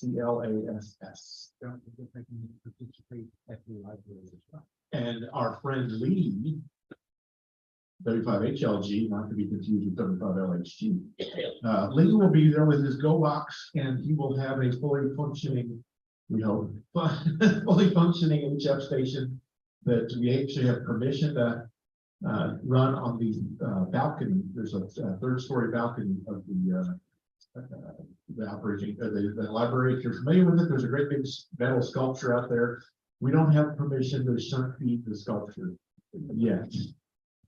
May happen. 3 hams work at the library, so we may get that later. So Lee will be doing a demo. If you want to come out there and help, hang out, watch throughout the day, would be very much appreciated. If you want to get involved, but Lee's going to do the hardware part, and Alfred's going to do the software part. If he gets a ride home today. Oh, she says okay. So that one's going to be happening on the 28th. So if there's got any friends, this will hit the newspapers, and we're going to hit local radio to try to make that all happen. W1AW Stroke 5, the portable W1AW operation will begin here the 25th. So if I do that math correct, it's a week from Wednesday.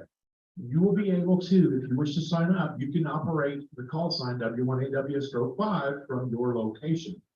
John kind of gave the little details on it. All of that's online at ok.arrl.org/VOTA. And it's an online sign up thing. And yes, Mike, you got the whole 15-meter band. You're good to go for yours. Yay! He's there. Mike offered to do the 15-meter portion. How many of you have seen this in an email coming out or a newsletter coming out?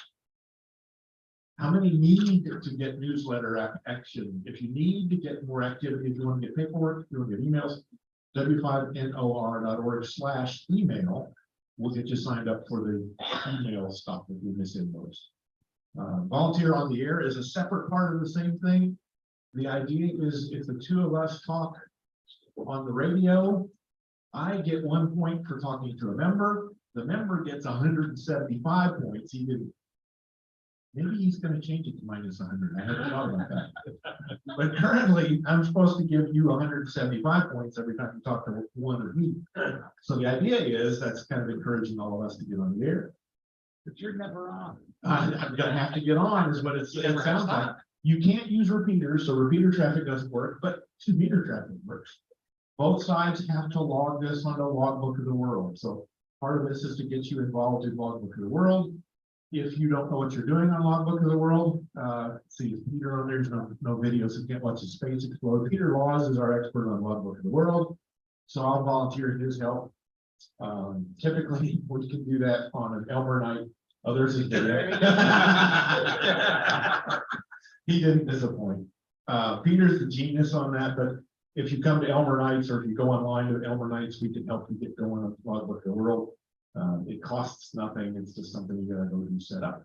It's a great way to learn how to do that. I verified mine and still in working order with 0 contacts on Logbook of the World. We have presentations on YouTube page. In fact, last month, Peter did a wonderful piece on the ham radio, DX Labs Week. You know, Get right there, brother. I do it wrong every time, first time. You do. I do, I'm bad. But it is, I think it's a lot of fun. It gets people on Logbook of the Year, Logbook of the World. It gets people talking to each other on the air. I keep arguing that, okay, so you got points, what is it good for? And nobody's got me an answer yet on that. They got the cart before the horse on this thing. The calendar crept up on them, and here it was. So hopefully there's going to be certificates. Peter teased about the leaderboard, that it just basically it says under construction, and I like the pickaxe that's there, and this year suggested. I may have to send that pickaxe graphic to the guys and put on it. So if you want to get involved in W1AW, working it from your house, let me know. I'd love to have Oklahoma just have a ton of people out there. We are literally going to be the first one because it was so late. Nobody got their poop in the grave, so we're going to be the first ones to do it. Texas is going to follow us. And I guess from what he said, he's volunteered my system for the rest of the country. Well, that's going to be fun. Volunteers on the air. Wildwood Church. Anybody know go to Wildwood Church here in Norman? I'd love to go to a church that's wild, wouldn't you? I think it'd be great. The Norman Emergency Operations Center and Emergency Communications Center will be doing a groundbreaking on the 19th of this month. Technically, it's at 2 o'clock. If you want to go to this groundbreaking, we will have a room. We will have a position in that room. I don't know if we can get in yet, but they'll get building a room for us over there. Wildwood Church is where we meet. So if you go to that place, they will ferry you over to the groundbreaking. It's for those of us that know Hall Park, it's the Hall Park Turd Lagoon from 10 years ago, right where the old sewage lagoon is. That's where they're going to build this. Couldn't think of a better spot. Couldn't figure out a better spot used for old septic things. But it will be there, and if you want to go to the Wildwood, it's at 1501 24th Avenue Northeast. So it's just north of Robinson on the east side. Nice little church. A lot of good people go there. 13.5 million of your tax dollars, no, your sales tax dollars will go there. So the SST funds, that's a wonderful thing that's going to happen. This Thursday, 5 days from now, is the all ham dinner. The 19th is the all ham dinner portion. It will be at the Golden Palace Buffet in Oklahoma City. So if you want to go eat with a bunch of hams, that's a good place to be. Midwest City. Midwest City location. Yeah. Golden Palace, North Air Depot. You were there Saturday. Yes. That will be there. Visit, you could buy your own food, sit down. Last time we had 55 people at the place. It was a great facility. Everything worked out. Bob Fix's newsletter. If you're not getting the newsletter, w5nor.org/email. We'll get you that newsletter. Any other questions, comments, or be on the air? Yeah, right. All right, thank you, Mark. Appreciate you on that. Now we want to go to the nets. And we'll start with Mr. Bill. And he's going to talk a little about areas. Good morning. Aries Net for our club happens on Tuesday evening at 2000 local time. What can I say about that? We average about 34 check-ins. And the ARRL net is a preparedness and training drill, just in case we have to do a real ARRL incident. So, it gives you an opportunity to shake down your equipment and to get on the air and to talk over the microphone and make sure that your equipment operates. We hope you would, set up your equipment so you can operate on a VHF repeater or a UHF repeater. Sometimes we do it on UHF. Every once in a while, we'll do it on simplex without the use of a repeater. Just shake everything down and to make sure that we're capable of operating a net on simplex. That's it. All right, thank you, Phil. Now we're gonna go to Mr. Denny and have him talk about the MacNet and the Gossip Net. All right, thank you. Figure this thing out here. The MacNet, every weekday morning, Saturday, through Saturday at 9 o'clock on the repeater. And we've been averaging about 25 check-ins, as high as 37, 38. And pretty good group gathered up there. And anyway, come join us in the mornings. Then on Tuesday evening at 8:30, right after the ARRL net, is the Gossip Net, where you can come in there and just yak about anything you want to yak about. So come join us and have a good day. Thank you, Denny.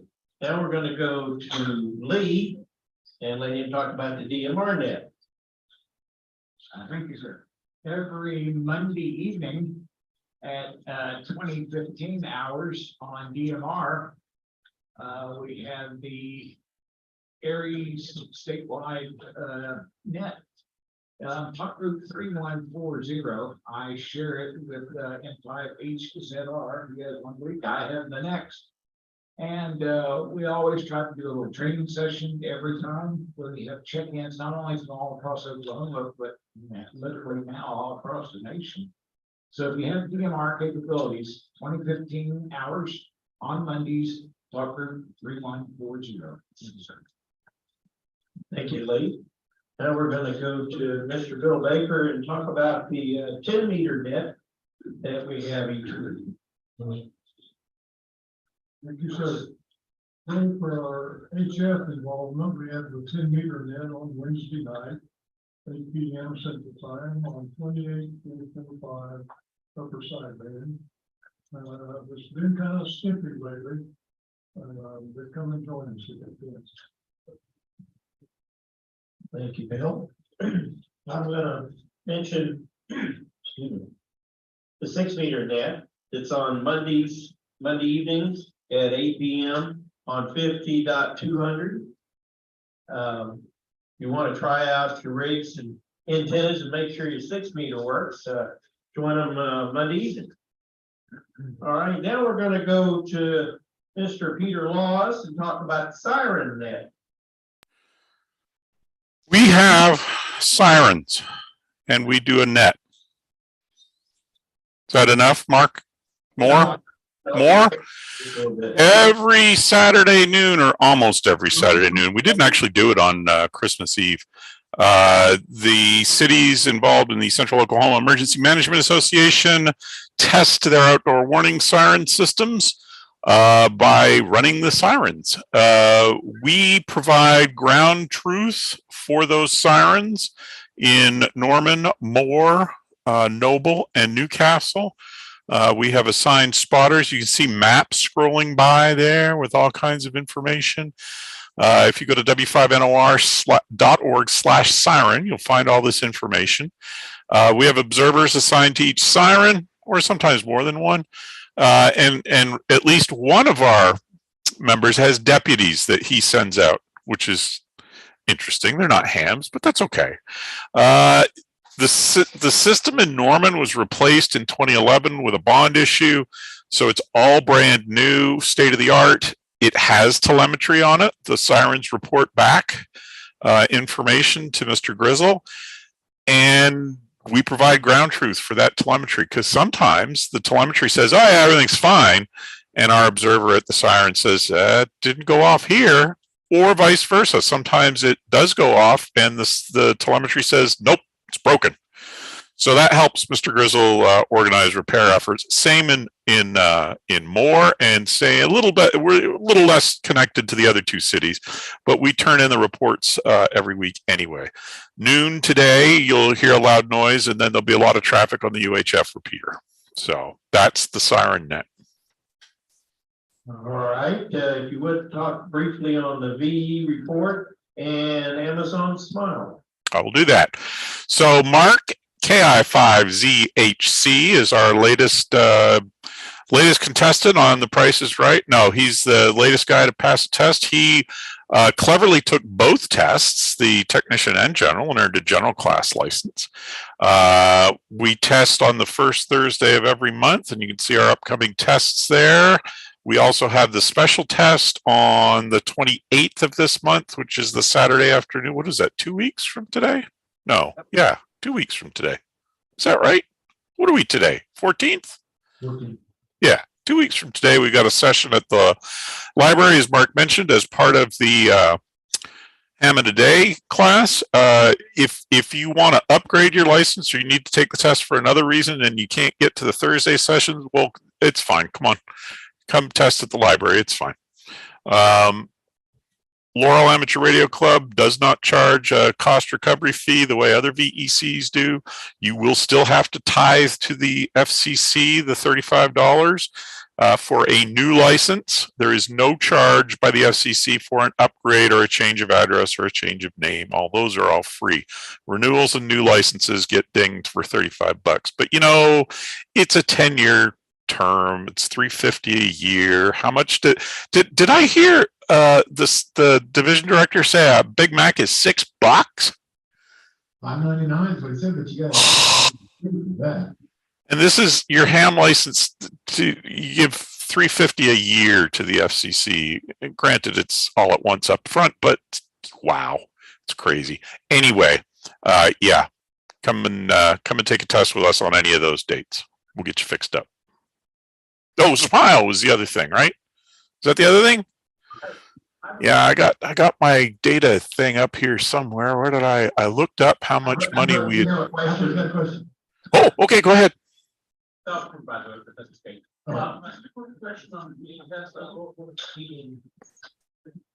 a quick question on VE testing. So in the past, when we've done the one-day technician class, we would allow them the opportunity to take the test, and if there's time, take the test again. Normally, we would also allow them the opportunity to take the test for general if they feel so inclined. That's fine. Elsewhere, is that okay? That's fine. I'm less excited about retesting a failed element. Simply because, I mean, if they miss it by 1 or 2, we're usually okay with people retesting. If they miss it by more than that, they really need to study more. As far as going on to the next test, yeah, sure, go for it. General is, if you do really well in the technician, you're usually pretty well prepared to at least attempt the general. If you haven't studied for extra, you're probably not going to pass extra. General, though, general is, we have had lots of people be surprised to pass general, but pass it they do. So yeah, that's fine. Okay. And that, I think that was one of the questions. I did have a question, but it left me. So I'm going to assume. Thank you. Okay. That's a good question there on testing. And we do appreciate Peter and his crew Oh, it's the crew. It's not me. for doing the testing each month and bringing on new hams and upgrading other hams. And we appreciate that. Did you now go ahead and mention your Amazon Smile, sir? Yes, $2,587.14. That's how much we have collected from Jeff Bezos' seat cushions since 2009. Every time you go to Amazon, if you go to look, if you're shopping on Amazon, right, instead go to smile.amazon.com. When it says, oh yeah, what charity did you want to support? You look up South Canadian Amateur Radio Society, Inc., which is a IRS 501c3 organization. Set that as your charity, and we will get 1/2 of whatever you buy. You don't see it on your bill. It comes right out of Jeff Bezos' pocket, and then of course he gets a big fat tax break, as you might imagine. But nonetheless, we do pretty well on that. We're getting $7,500. Looks like in the March disbursement in 2022, we had $157 from Smile. That's not nothing. That pays for a lot of nice things for the club. So doesn't cost you anything. I'm not telling you to change it from your church group to us. If you have another charity you're already supporting, that's, don't worry about, what are you doing there? No. Put my thing in there. Hey. What's your password, Peter? We'll put it in. XY75322645. PR549. Yeah. So if you wouldn't mind doing it, if you're already going to Amazon for stuff, please use smile.amazon.com. It's real easy to set up. Once you've set it up, as long as you go to smile.amazon.com, we get a little tiny percentage of the value of whatever you buy, and it comes to us quarterly. Pretty good deal for us. Did I mention the $2,587.14? Yes. So yeah. Now it's since 2009. I mean, that's that's 13 years now. But still, that's as I said, pays for a lot of nice stuff. All right, any other old business before we go further in? Okay. We're gonna go into new business now. We do have 2 items that we'd like to present for approval. The first one is we need to change the April meeting for the Claremore.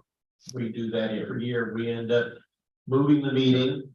What we're wanting to propose is to move the meeting to April the 15th because of Claremore coming up. So would somebody like to make a motion that we go ahead and move that date? We have a motion here by Lee Greenlee. And we have 2 or 3 motion seconds for that. All in favor of moving the April meeting so Claremore is open for everybody, raise your hand. Anybody opposed? Motion is carried. The meeting for April will be on April the 15th. So everybody has a chance to go to Green Country Ham Festival. Second thing we want to present to the club, or if you want to bring that up. Second thing we want to present to the club is what we do every year at this time, and the executive committee is presenting it to the club, is the SCARS event expenditures report, on expenditures for the year. What we have that runs through the entire year, and we appropriate the money for those items in January that covers us all the year. As you can see on the screen up there now, and I do have a few copies if somebody can't see that.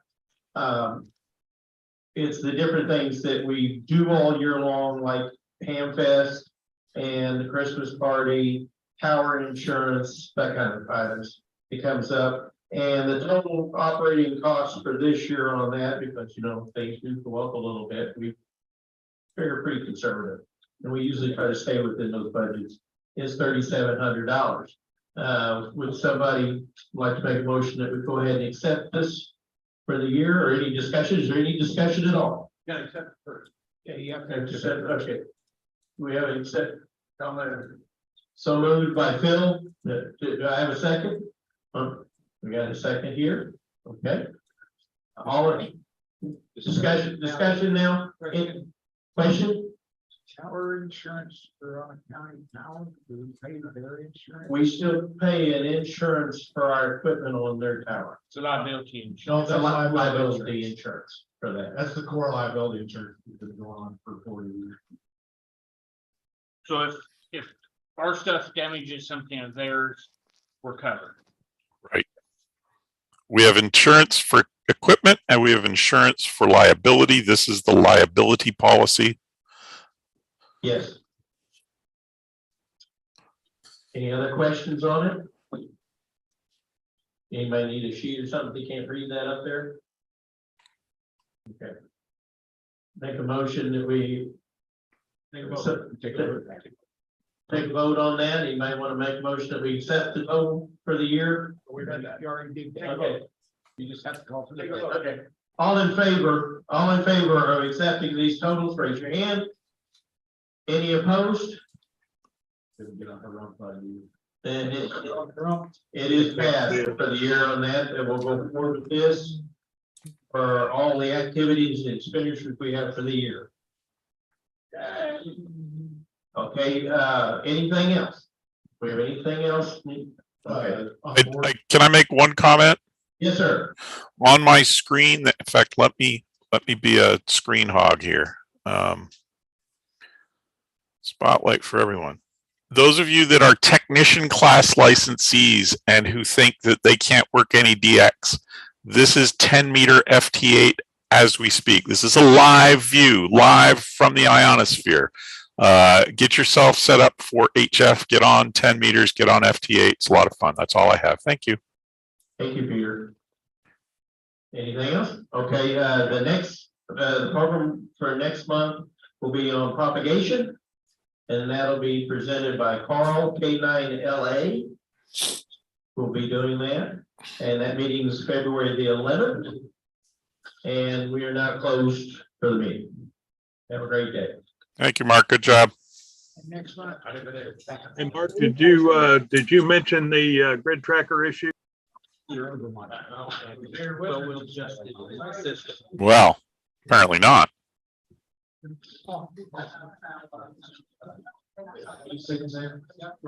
I posted it in the chat. If anybody watching. Using grid trackers as an emergency upgrade. Oh, jeez. Oh, good.